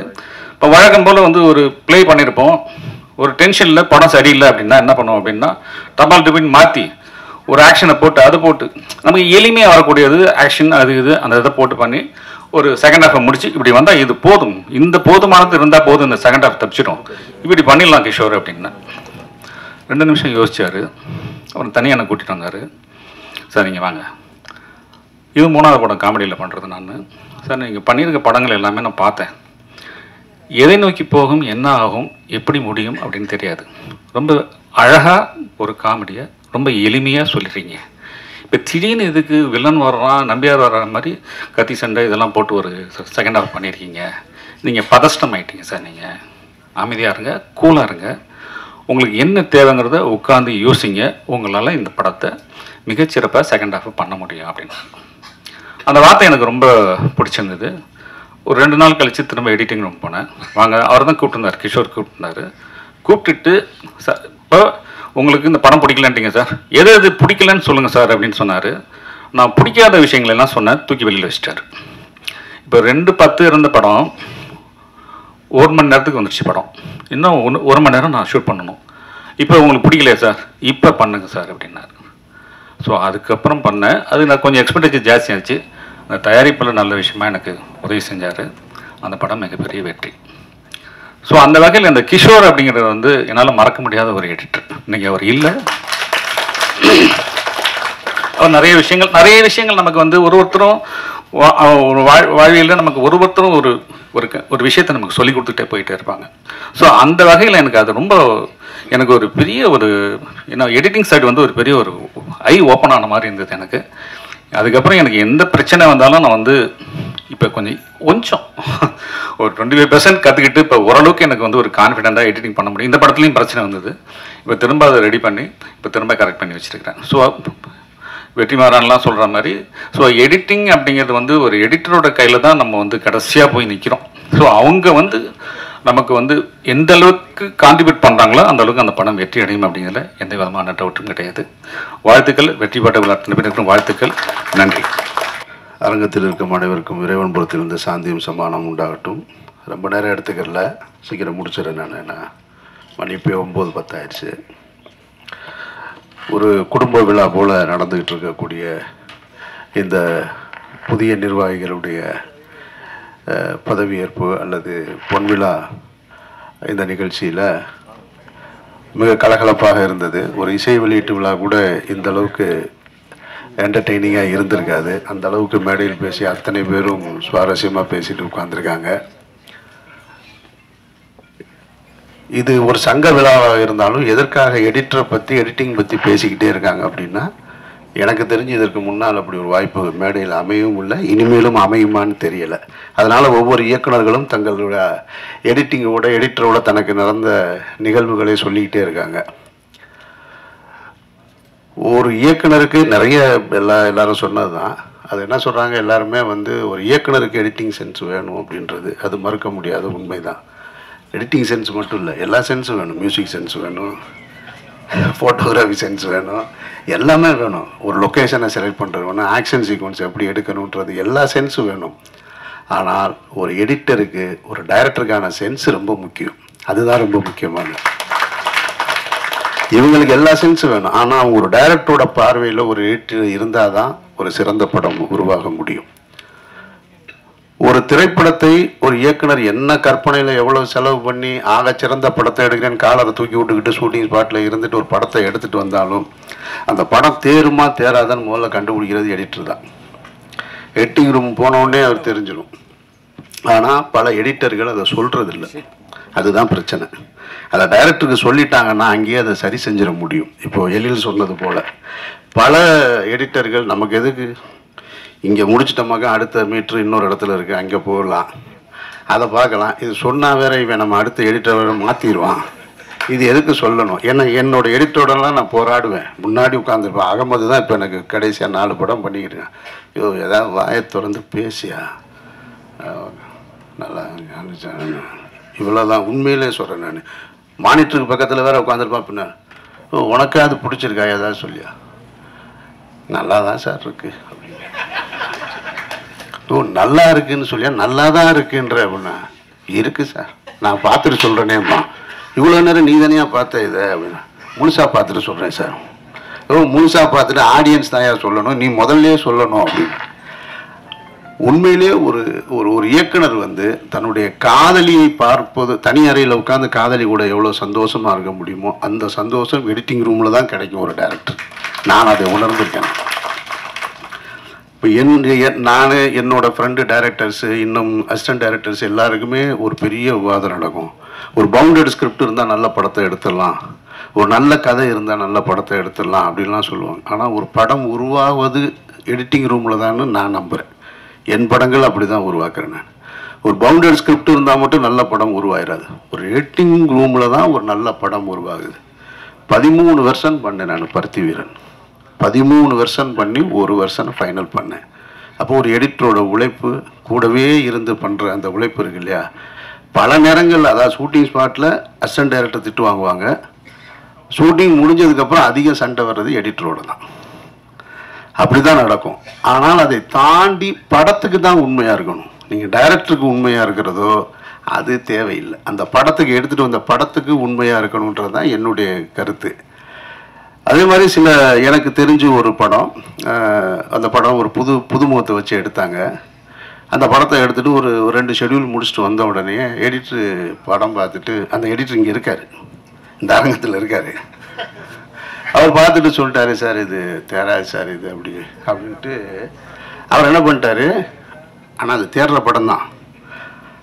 இவர் முடிவு பண்ணிட்டார் அது தேராதுன்னு சொல்லிட்டு அந்த படத்தை பாதியிலேருந்தே விளையிட்டார். நான் என்ன நினைக்கிறேன்னா, அப்படி ஒரு இளையராஜா இந்த படம் தேராதுன்னு நினச்சிருந்தா ஒரு முதல் மரியாதை வந்திருக்காரு. பஞ்சு சார் அப்படி நினச்சிருந்தாருன்னா அபூர்வ அவர்களை திரும்ப ரீஷூட் பண்ணி எடுத்திருக்க மாட்டாங்க. ஒரு பாஷாவாக உருவாயிருக்காது. அப்போ படம் தேருதா தேரலன்றது இல்லை, நீங்கள் அதை தேத்த வேண்டிய பொறுப்பு இருக்கு. நல்லா எடுத்துட்டு டைரக்டரே நல்லா எடுத்துட்டு வந்துட்டா அப்புறம் நீங்க எதுக்கு? அதனால சுமாரான படத்தையும் சூப்பரா படம் பண்ணி கொடுக்க வேண்டிய பொறுப்பு எடிட்டருக்கு இருக்குன்னு நான் நினைக்கிறேன். நான் அப்போ அந்த எடிட்டர் இந்த அரங்கத்தில் இருக்காரு. அவர் தன்னுடைய தவறை திருத்திக்கணும். உங்களுடைய எஃபர்ட் எவ்வளவு இருக்கோ அதை போடுங்க. அதை போட்டு அதை சிறப்பாக கொண்டு வந்து கொடுங்க. அதுதான் ஒரு எடிட்டர் ஒரு படத்துக்கு செய்ய வேண்டிய பங்களிப்பாக நான் பார்க்குறேன். மற்றபடி சங்க விழா இது. இந்த சங்கத்தை பற்றி நிறைய சொல்லிட்டாங்க. நிறைய பிரச்சனைகள் இருக்குன்னு போஸ் வெங்கட் சொன்னார் எல்லாரும். இந்த சங்கங்களில் இருக்கிற பிரச்சனை என்னென்னா, இந்த நிர்வாகம் சரியில்லை. அதை முதல்ல தொடங்கும் போது எப்படி தொடங்குவாங்கன்னா, இந்த நிர்வாகி சரியில்லை சார், அப்படி தப்பு பண்ணுறாரு சார், இப்படி தப்பு பண்ணுறாரு சார், சங்கத்தை காப்பாற்ற வேண்டிய பொறுப்பு இருக்குது சார், உறுப்பினர்கள்லாம் கஷ்டப்படுறாங்க சார், இதெல்லாம் சொல்லி ஏற்றி விடுவான் 10 பேர். அவனுக்கு வேறு வேலையே இருக்காது. அவன் என்ன பண்ணுவான்னா, அவன் யார் லைம் லைட்டில் முன்னாடி இருக்கிறாங்களோ அவங்கள கூப்பிட்டு வந்து சொல்லுவான். அப்படி தான் எங்களெல்லாம் இழுத்து கொண்டு வந்து விட்டாங்க. அந்த செந்தில் படம் ஒரு படத்தில் காமெடி, ஒரு பிள்ளையை காப்பாற்றுவார் ஒரு படம், பழைய படம், அது என்ன படம்னு எனக்கு நினைவு இல்லை. எல்லாரும் நின்று வேடிக்கை பார்த்துக்கிடுவாங்க, கிணத்துக்குள்ளே புள்ள விழுந்துரும். செந்தில் மட்டும் கடைசியில் கூச்சி காப்பாற்றுவார். எல்லாரும் கை கொடுப்பாங்க. அதெல்லாம் சரி, என்னை யாரா தள்ளி விட்டதுன்னு கேட்பார். அந்த மாதிரி என்னையெல்லாம் சங்கத்துக்குள்ளே அப்படி தான் தள்ளி விட்டாங்க. செல்வமணி என்ன பண்ணுறாருன்னு தெரியுமா, அவர் என்ன இப்படி இருக்காருன்னு தெரியும், அவர் பாவம். நான் உடனே இவரை எதுக்குறதுக்கு ஏதோ குறிச்சேத்திர போகிற மாதிரி இறங்கி வந்து நின்று, அன்னைக்கு பார்த்தீங்கன்னா குமுதம் ஆனந்தவுடன் எல்லா தலைவையும் பாரதி ராஜாவை எதிர்த்து நிற்கும் அமீர் அப்படின்னு இவர்கிட்ட போய், அவன் பாரதி ராஜா இடத்த பிடிக்க ஆசைப்படுறாங்க அப்படின்னு. பாரதி ராஜா இடத்த பிடிக்கிறதுக்கு ஆசைப்பட்டுனா முடிக்கவே முடியாது. ஏன்னா அப்படி ஒரு படைப்புகளை பண்ணி வச்சுட்டு போயிருக்காரு. சங்கத்தில் பிடிச்சி நான் என்ன செய்ய? இப்படி எத்தையாவது ஒரு கொம்பு செய்ய விட்டு கொண்டு வந்து விட்டுட்டு போயிட்டான். அப்புறம் பார்த்தா தான் தெரியுது, இது என்னடா தேவையில்லாத வேலையை நம்மளை கொண்டு வந்து தள்ளி விட்டாங்க. ஒழுங்காக படம் பண்ணிக்கிட்டு இருந்தோன்னு இங்கே வந்து உட்காந்தா போஸ் வெங்கட் சொன்னார்ல, அவர் வீட்டில் வந்து என்ன பிரச்சனை நடந்திருக்குன்னு கூட தெரியல. ஆனால் அது குறித்து 4 மாதமாக எங்கே போனேன்னு கேள்வி கேட்டாங்கன்னு. எனக்கெல்லாம் ஒருத்தன் வந்து என் மேலே உள்ள கோபத்தில் இயக்குனர் சங்கத்தில் இருக்கும் பொழுது இப்போ சமீபத்தில் நடந்த பிரச்சனை மாதிரி தான் அப்போவே தாலிபான் தீவிரவாதிகளுக்கும் எனக்கு தொடர்பு இருக்குன்னு ஒரு போஸ்ட் ஓட்டிட்டு போயிட்டாங்க. இவன் இந்த செயற்குழு உறுப்பினருக்கு இவன் தேர்ந்தெடுக்கலன்றதுக்காக என்னைய கொண்டு போய் தாலிபான் தீவிரவாதத்தை கொண்டு சேர்த்துட்டான். ஐயோ, ஒவ்வொரு முறை பொதுக்குழு நடக்கும் போதும், அதாவது கௌரவமான, நான்லாம் அண்ணாந்து பார்த்த இயக்குநர்கள் ஆர்வி உதயகுமார் சார், செல்வமணி அண்ணன் 2 பேருமே பெரிய படைப்புகளை படைச்சு தொடர் வெற்றி. உதயகுமார் சார்லாம் தொடர் வெற்றி. செல்வமணி என்ன உச்சத்தில் இருக்கார், பிரம்மாண்டமான படைப்புகளை கொடுத்துருக்காரு. இங்கே ஒருத்தன் வந்திருப்பான் 75 வந்து அசிஸ்டன்ட் டைரக்டராக சேர்ந்து, அவன் ஊரில் வேற பிரச்சனை என்னென்னா, அவன் ஒரு கேபிள் டிவி நடத்தி அதில் காசை சீட்டிங் பண்ணி எங்கே போகிறான்னு தெரியாமல் அசிஸ்டன்ட் டைரக்டர் கார்டை வாங்கிட்டு இங்கே வந்து ஒளிஞ்சு உட்காந்துருப்பான். அவன் உட்காந்துட்டு இந்த 2 பேரையும் கேள்வி கேட்பான். பாருங்கள், இந்த அவமானத்தெல்லாம் தாங்கணும்னா ஒவ்வொரு முறை பொதுக்குழு நடக்கும் போதும் அது ஒரு கத்தி மேலே நிற்கிற மாதிரியே இருக்கும். அதை சமாளிக்கிறதுக்கு ஒரு திறமை இருந்தால் தான் முடியும், இல்லைன்னா எல்லாருனாலையும் அதை சமாளிச்சிட முடியாது. முதல்ல உங்களை அவமானப்படுத்துவாங்க. அப்படி தான் நடிகர் திலகம் சிவாஜி கணேசன் அவர்கள் கடைசி வரைக்கும் நடிகர் சங்கம் போகாமல் இருந்தது காரணமே இதுதான். யாரோ ஒருத்தன் கேள்வி கேட்பான், என்னென்னமோ கேட்பான். அதனால் இந்த சண்டை இருக்கு இல்லையா, இது இல்லை இப்போ முக்கியம். தமிழ் சினிமாவே இப்போ அனாதையாக கிடக்கு. நீங்கள் சங்கங்களுக்கு போயிட்டீங்க, நீங்கள் இந்த சங்கத்தை காப்பாற்றுறது, அன்னை 23 சங்கத்தை காப்பாற்றுறேன்னு. தமிழ் சினிமாவே இப்போ அனாதையாக கிடக்கு. அதை காப்பாற்ற வேண்டிய பொறுப்பு இருக்குது. நானும் இன்றைக்கி தயாரிப்பாளர் சங்க தலைவர் வந்திருப்பாருன்னு அழைப்புதலில் பார்த்தேன். வந்திருந்தாருன்னா அதை தான் சொல்லணும்னு நினச்சேன். வெப்சி தலைவர் இருக்கார், இயக்குனர் சங்க தலைவர் இருக்கார், தயாரிப்பாளர் சங்க தலைவர். அவர் வரலனாலும் இந்த செய்தியை கொண்டு போய் சினிமாவை காப்பாற்ற வேண்டிய பொறுப்பு இருக்குது. வருஷத்துக்கு 365 நாள். ஆனால் தமிழ் படம் ப்ரொடக்ஷன் 250 படம் ப்ரொடக்ஷன் ஆகுது.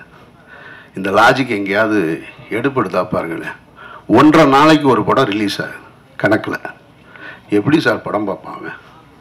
அவள் வீட்டில் ஏற்கனவே டிவியில் படம் போட்டுக்கிட்டு இருந்தாங்க. அதை தாண்டி இப்போ ஆண்ட்ராய்டு ஃபோன் இருக்குது. ஆண்ட்ராய்டு ஃபோனுக்குள்ளே ஒரு 25 ஓடிடி பிளாட்ஃபார்ம் இருக்குது. உட்கார்ந்த இடத்துலேயே படம் பார்க்குறான். இதை தாண்டி ஒரு தேட்டருக்கு வந்து அவன் படம் பார்க்க வேண்டிய அவசியம் என்ன இருக்குது? அதனால தான் வரமாட்டான்னு தெரிஞ்சு தான் எல்லாருமே பேன் இண்டியா மூவியாக எடுத்துக்கிட்டே இருக்காங்க. இப்போ 2 நாளைக்கு முன்னாடி ஒரு படம் கல்கி ரிலீஸு நல்லா இருக்குது. இங்கேருந்து டிசம்பர் வரைக்கும் 7 பெரிய படம் இருக்குது. எல்லாமே 500 கோடி 600 கோடி 1000 கோடின்னு. இதுக்கு இடையில எந்த சின்ன படத்துக்கும் உங்களுக்கு தேட்டர் தரப்போகிறாங்க? முதல்ல அதை யோசிங்க. படம் எடுக்கணுமா வேணாமான்னு உட்காந்து டிஸ்கஸ் பண்ணணும். 250 படம் ஏன் தயாரிக்கணும்? அப்போ உண்மையிலே தயாரிக்கிறதுக்கான தேவை இங்கே இருக்கா? அதை விவாதிக்கணும். அப்புறம் சொன்னது மாதிரி ஒரு இண்டிவிஜுவல் கையில் சினிமா போயிடுச்சு. நான்லாம் இன்னும் 2 வருஷம்தான் பார்த்துட்ருப்பேன். நான் இங்கே ரொம்ப செட் ஆகலைன்னு வச்சுங்களேன். ஏற்கனவே பாரதி ராஜா சார் சொன்னார், அவர்னால் இப்போ செய்ய முடியலை. நான் போய் செஞ்சிருவேன். மதுரையில் உட்காந்து அங்கேயே படம் எடுத்து அங்கேயே ஆட்களை வச்சு எடுத்துக்கிட்டு நான் இதை இங்கே உங்ககிட்ட பெப்சி தலைவர் வச்சுக்கிட்டே தான் சொல்கிறேன். சரி பண்ண முடியலாம், ஒன்றும் பண்ண முடியாது. ஏன்னா நான் எவ்வளவு செலவு பண்ணி ஒரு படம் எடுத்துகிட்டு வந்தாலும் தேட்டர் கிடையாதுங்க. தேட்டரில் ரெகுலர் ஷோ கொடுக்கல. ஒரு காலகட்டத்தில் 7-8 தேட்டருக்கு நம்ம படம் ரிலீஸ் ஆகுதுன்னா மதுரைனா இந்த தேட்டரு சினிப்பிரியா சிந்தாமணி இப்படின்னு ரிலீஸ் ஆகும். சனி ஞாயிறுனா மற்ற நாட்களில் 3 ஷோ, சனி ஞாயிறு 4 ஷோன்றது சின்ன பிள்ளை கூட தெரியும். இப்போ எந்த தேட்டரில் எந்த படம் எப்போ ஓடுதுன்னு தெரில, எந்த ஷோ கொடுக்குறாங்கன்னு தெரியலை. தெரியாமல் எப்படி படம் பார்க்க முடியும்? ஒருத்தன் காலையில் படம் பார்க்கணுன்னு ஆசைப்பட்டிருப்பான், அவளை மதியம் படம் பார்க்கணுன்னு ஆசைப்பட்டிருப்பான். 7:30 மணி ஷோ ஒன்று தாங்க இருக்குன்றாங்க ஒரு தேட்டரில். ஸோ அப்போ ரெகுலர் ஷோஸு படங்களுக்கு கிடைக்கிறது இல்லை. நீங்கள் கோடிகளை கொட்டி எடுக்கிற படங்களுக்கு ரெகுலர் ஷோஸ் கிடைக்காம அந்த படம் எடுத்தான்னா எடுக்கிறேன்னா என்ன? அதுக்கு அந்த காசை வச்சுருந்தா இப்போ நான் ஒரு 8 கோடி ரூபாய்க்கு ஒரு படம் எடுத்திருக்கேன். பேசாமல் அந்த காசை வச்சுக்கிட்டு புதுசாக கார் வாங்கிட்டு சந்தோஷமாக ஊர் பூரா சுற்றிக்கிட்டே தெரியலாம். இதுக்கு இப்போ ரிலீஸுக்கு 1 கோடி ரூபாய் வேணும். ஒரு படத்தை நீங்கள் திரும்ப தேட்டருக்கு கொண்டு வந்து ஒரு படத்தை எடுத்து முடிச்சுட்டா ரிலீஸுக்கு கியூபுக்கு பணம் கட்டி, கியூப்லாம் அண்ணனுக்கு தெரியும். முதல்ல அவங்க தொடங்கும் போது எப்படி நம்ம ஆஃபீஸில் வந்து நின்று அப்படியா ஒரு 2 கொடுங்களேன், 3 கொடுங்களேன், 4 பிரிண்ட் கொடுங்களேன். நீங்கள் 50 அப்போல்லாம் 65 பிரிண்ட் 70 பிரிண்ட் போட்டுக்கிற ஃபிலிமில் நீங்கள் ஒரு 5 மட்டும் கியூப் கொடுங்களேன்னு கேட்டுக்கிருந்தவங்க இன்றைக்கி மோனோபோலி ஆகி உட்காந்துருக்காங்க. அவங்கள போய் கேள்வி கேட்கணுன்னா கேள்வி கேட்க முடியாது. 2 வாரம் 3 வாரத்துக்கு மொத்தமாகவே நீங்கள் பணம் கட்டிடணும். ப்ரொடியூசர்ஸ் எல்லாமே போய் இப்போ கியூப் முதலாளி ஆகிட்டேன். நான் பெப்சி தலைவராக இருக்கும்பொழுது இதே மாதிரி ஒரு பிரச்சனை நடந்துச்சு.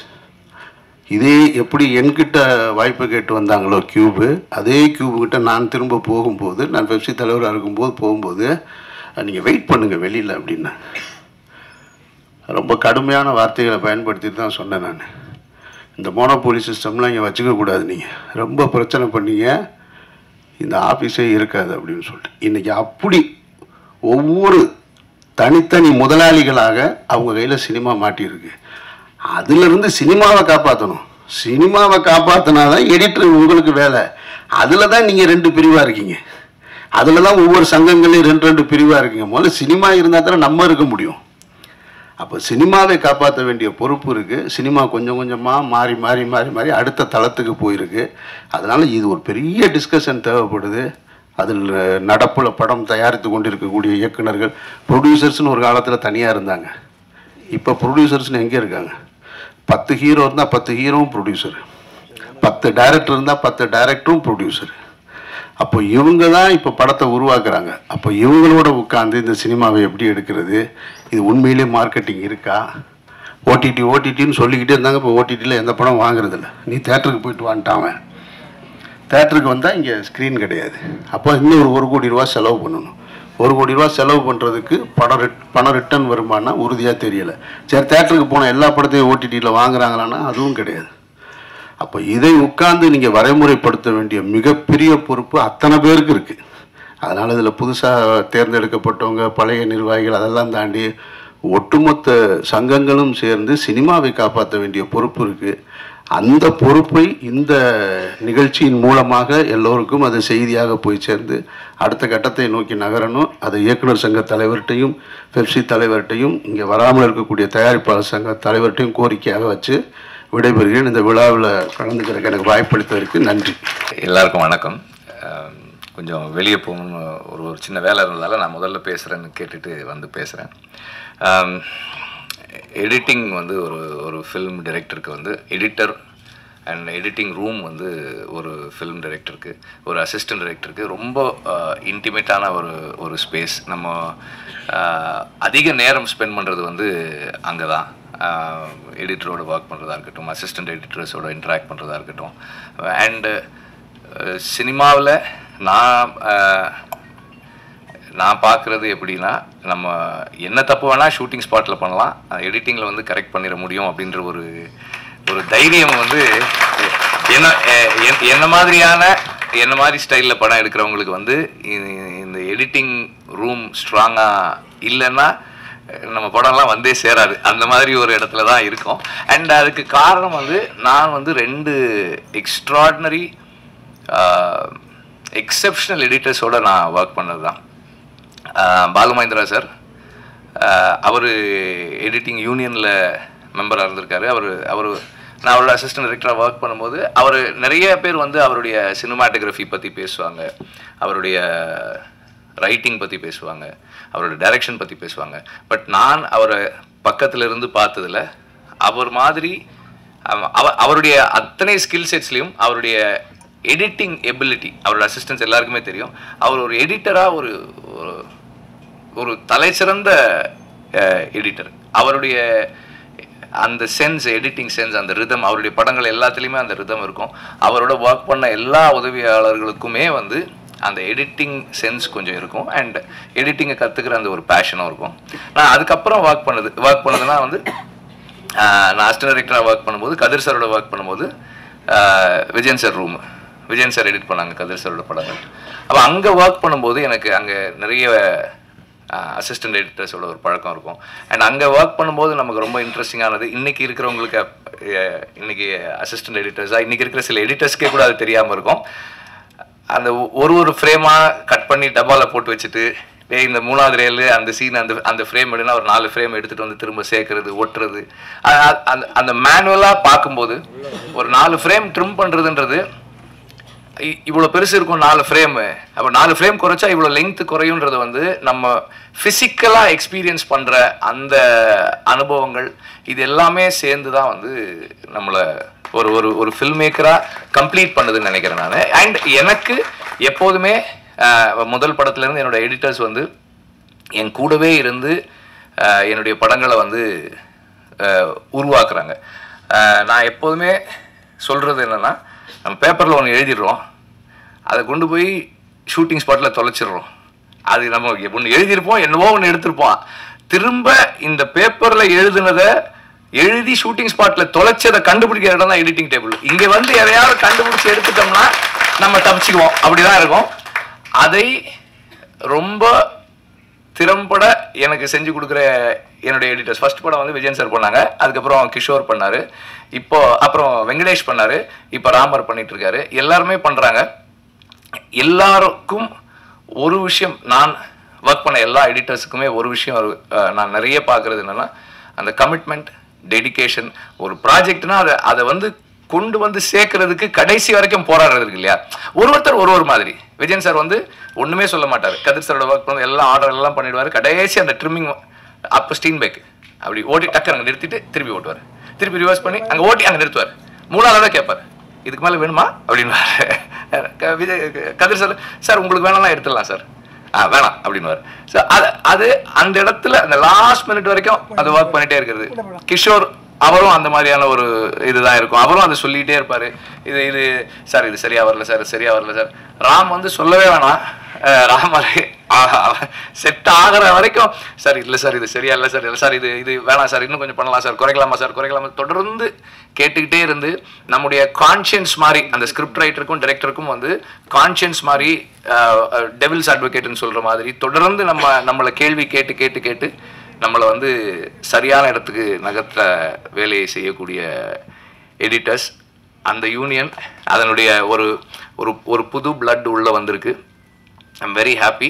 அண்ட் இதில் வந்து இந்த இடத்துல என்னுடைய ப்ரெசன்ஸ் இருக்கணும், நான் இருக்கணும்னு விருப்பப்பட்டு வந்தேன். அண்டு இதுக்கு முன்னாடி இருந்த ஒர்க் பண்ண யூனியனுடைய அந்த தலைமைக்கும் இன்னைக்கு இருக்கிற இந்த யூனியனுடைய தலைமையும் ஒன்றா சேர்ந்து அடுத்தடுத்த லெவலுக்கு இதை கொண்டு போகணும்னு நான் கேட்டுக்கிறேன். அவங்க சொன்ன சில 2-3 விஷயங்கள் நல்ல விஷயங்களாக இருந்தது. அது எல்லாத்தையுமே நடைமுறைப்படுத்த முடிஞ்சதுன்னா ரொம்ப நல்லாயிருக்கும். நன்றி. அறிந்து வழிகிற ஒரு நிகழ்ச்சியாக நடக்கிறதுல ரொம்ப மகிழ்ச்சி. உங்களுக்கெல்லாம் எடிட்டிங் யூனியன் வந்து யூனியன் எனக்கு பக்கத்து வீடு. இந்த தேர்தலுக்கு முந்தைய கணிப்பு பிந்தைய கணிப்பு அது இதெல்லாம் சொல்லுவாங்க. ஒன்றும் இல்லை, ஞாயிற்றுக்கிழமை எலெக்ஷன் நாங்கள் திங்கக்கிழமை வரை மொத்த பேர் மாறி ஆளே இல்லை. என்னடா இல்லை இல்லை மாறியாச்சுனா இதே அது இது எப்படி நடந்தது? சரி ஓகே, இது ஒரு யூனியனில் இதெல்லாம் நடக்கும். உமாசங்கர் பாபு சார், அசோக்குமார் சார், நீங்கள்லாம் இங்கே வந்திருந்தது ஒரு பண்பாட்டை வந்து ஒரு தலைமுறைக்கு நீங்கள் சொல்லிக் கொடுக்குறீங்க. என்னுடைய மனமார்ந்த வாழ்த்துக்கள். ஏன்னா இங்கே செல்வமணி சாரை வந்து ஒரு பெரிய முதிர்ந்த ஆள் ஆக்கிட்டாங்க. எல்லா யூனியன் சண்டை போட்டு சமாதானப்படுத்தி ஒரு வழி ஆயிட்டாரு. அது மாதிரி இல்லாமல் ஒரு இணக்கமான சூழ்நிலை. இது என்ன நம்ம என்ன பெரிய இந்த பதவியாது அப்படி இல்லை. இது கமிட்மெண்ட் உள்ளே வந்ததுக்கு அப்புறம் தான் தெரியும். உள்ள பின்னாடி நெருப்பு வச்சு எரிய விட்டு ஆளாளு கேள்வி கேட்டு பதில் சொல்றதுக்குள்ள ஆயுஸ் முடிஞ்சிடும். அது வேற. அதனால ரொம்ப ஒரு துடிப்போட எல்லாரும் செயல்படுறீங்க. இந்த டிபார்ட்மெண்ட் வந்து ரொம்ப கட்டுக்கோப்பாகவும் சினிமாவோட கடைசி நிமிஷத்துல நம்மளுடைய தொழிலாளர்களுக்கான பணத்தை வாங்கி கொடுக்கக்கூடிய ஒரு சக்தி கொண்ட யூனியனா இருந்தது. இப்போ அப்படி உடஞ்சு கிடஞ்சி எங்கெங்கயோ ஒரு கட்டுப்பாடு இல்லாமல் இருக்கு. முதல்ல ஒருங்கிணைங்க. தொலைக்காட்சியில் ஆன்லைன் எடிட்டிங்கிறது ஒரு மிகப்பெரிய பெரிய பெரிய பெரிய பிரில்லியன்ட் ஜாப். ஆன்லைன் எடிட்டிங்கிறது ஒரு பெரிய ஜாப். அது அவங்களோட எல்லாம் ஏற்கனவே அசோக் மாதா சார், உமாசங்கர் பாபு சார் இருக்கும்போதும் செல்வமணி சார் இருக்கும்போது பேசணும். அதெல்லாம் ஏதாவது பண்ண முடியுமா அப்படின்னா ஒருங்கிணைக்கலைன்னா இது ரொம்ப சிக்கலாயிடும் போல இருக்கு. சிக்கல்னா ஊதி வராமல் போயிடும், வேற என்ன சிக்கல் வரப்போகுது.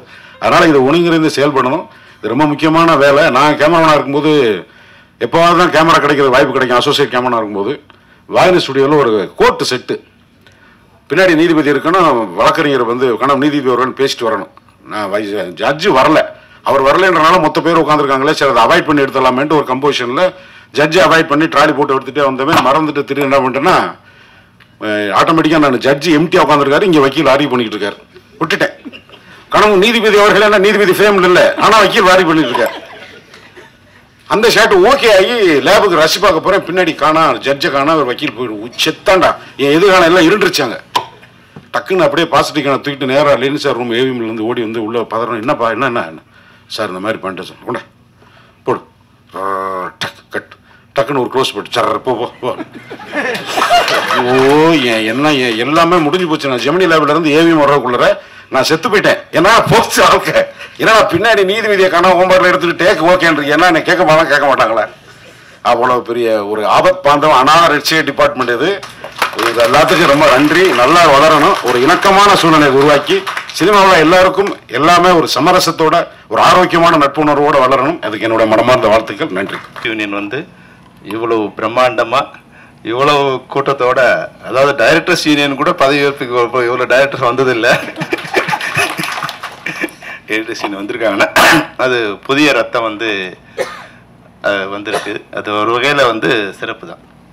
புதிய ரத்தம் வர்றதுங்கிறது ஒரு சிறப்பான விஷயம். தமிழ் திரைப்படத்துறையில் இப்போ இருக்கிற காலகட்டத்தில்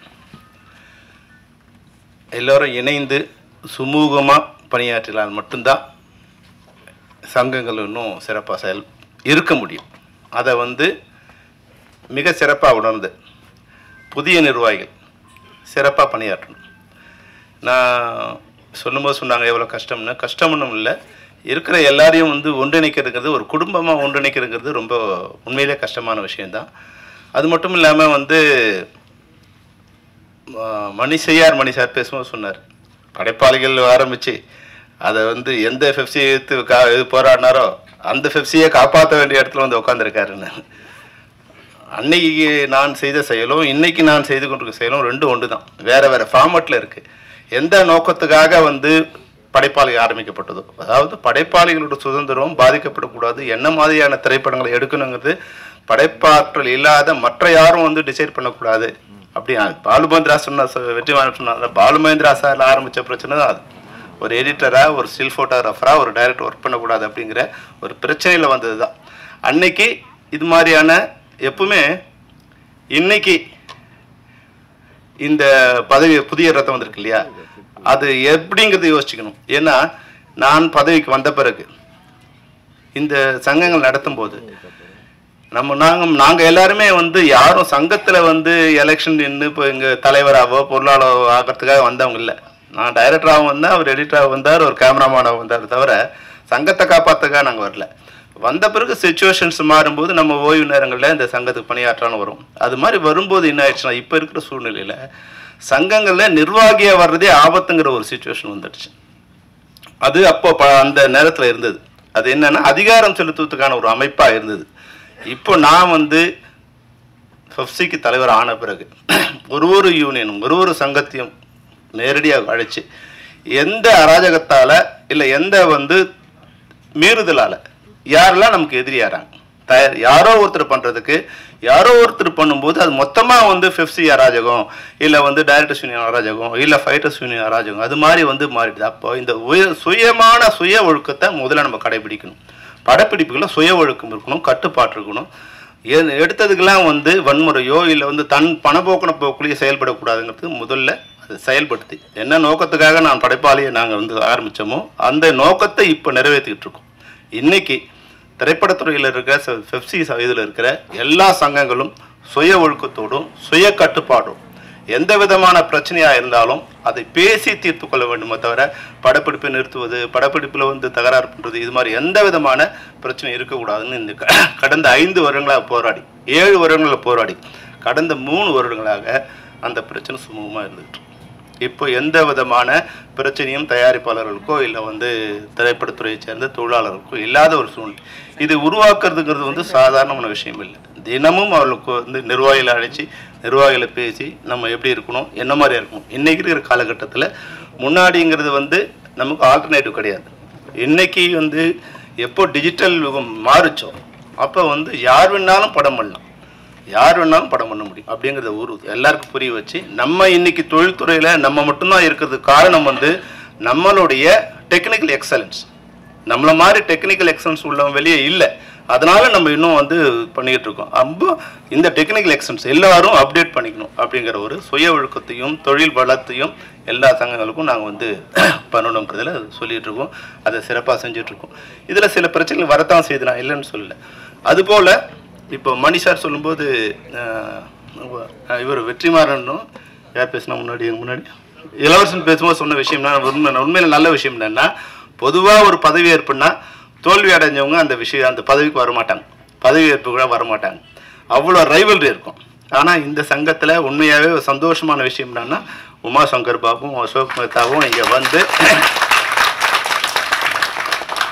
இந்த பதவி ஏற்றுக்கு அவங்க உட்காந்து இந்த மேடையில் இருக்காங்கன்னா இந்த மாற்றத்தை உருவாக்கியது நான் தான். அந்த தான் எனக்கு சந்தோஷம். வந்து வெற்றி தோல்வி இதெல்லாம் விஷயம் இல்லை, வந்து புதுசாக வந்திருக்காங்க. இதே மாற்றம் எங்கள் யூனியனில் நடந்தது.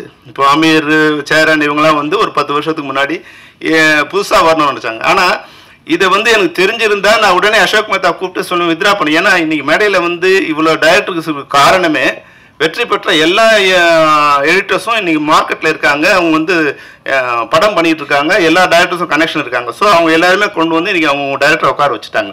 அப்போது யங் பிளட் வரும்போது நீங்கள் கூட வித்ரா பண்ணியிருக்கலாம்னு கூட நான் சொல்லியிருப்பேன். நிச்சயமாக எலெக்ஷன் நடந்ததும் தெரியாது, பெரும்பாலும் வந்து நடக்கிற மாதிரி அவங்க யூனியன் வந்து ஒரு சாஃப்டான யூனியன், வெளியே இது வரைக்கும் தெரியாது. இன்னைக்கு தான் இவ்வளோ பேர் இவ்வளோ கேமராஸோ இவ்வளோ பேர் அரங்க நிறைஞ்சிருக்கிறது இன்னைக்கு தான் எனக்கு தெரிஞ்ச முதல் முறை. முதல்ல ஒரு 3 ரோல் மட்டும்தான் ஆள் இருப்பாங்க, அது வந்து ஃபெஃப்சி சங்க நிர்வாகிகள் இருப்பாங்க. வந்தவொடனே வந்து மாலை போட்டு போகிறவங்க இருப்பாங்களே தவிர வந்து எடிட்டர்ஸ் யூனியன்லேருந்து வந்தவங்க வந்து ஒரு 5-6 பேர் தான் இருப்பாங்க. ஆனால் இன்றைக்கி மனம் நிறைந்து நீங்கள் எல்லாரும் சேர்ந்துருக்கீங்க. கோபி வந்து சொல்லும்போது நிறைய விஷயங்களை சொன்னாங்க. ஒரு நல்ல விஷயத்துக்கு வந்து நல்ல தொடக்கம் இதுவாகிடும். அப்போ இந்த தொடக்கம் வந்து அவங்களுடைய எண்ணம் இந்த 50 வருஷத்தில் யாரெல்லாம் இதெல்லாம் பண்ணாங்க அப்படின்னு வந்து பழைய ஆட்களை நினைவு கூர்ந்து பழைய நிர்வாகிகளை மேடையில் உட்கார வச்சு இவங்க பதவி ஏற்கிற விஷயம் வந்து உண்மையிலேயே நல்ல விஷயம்.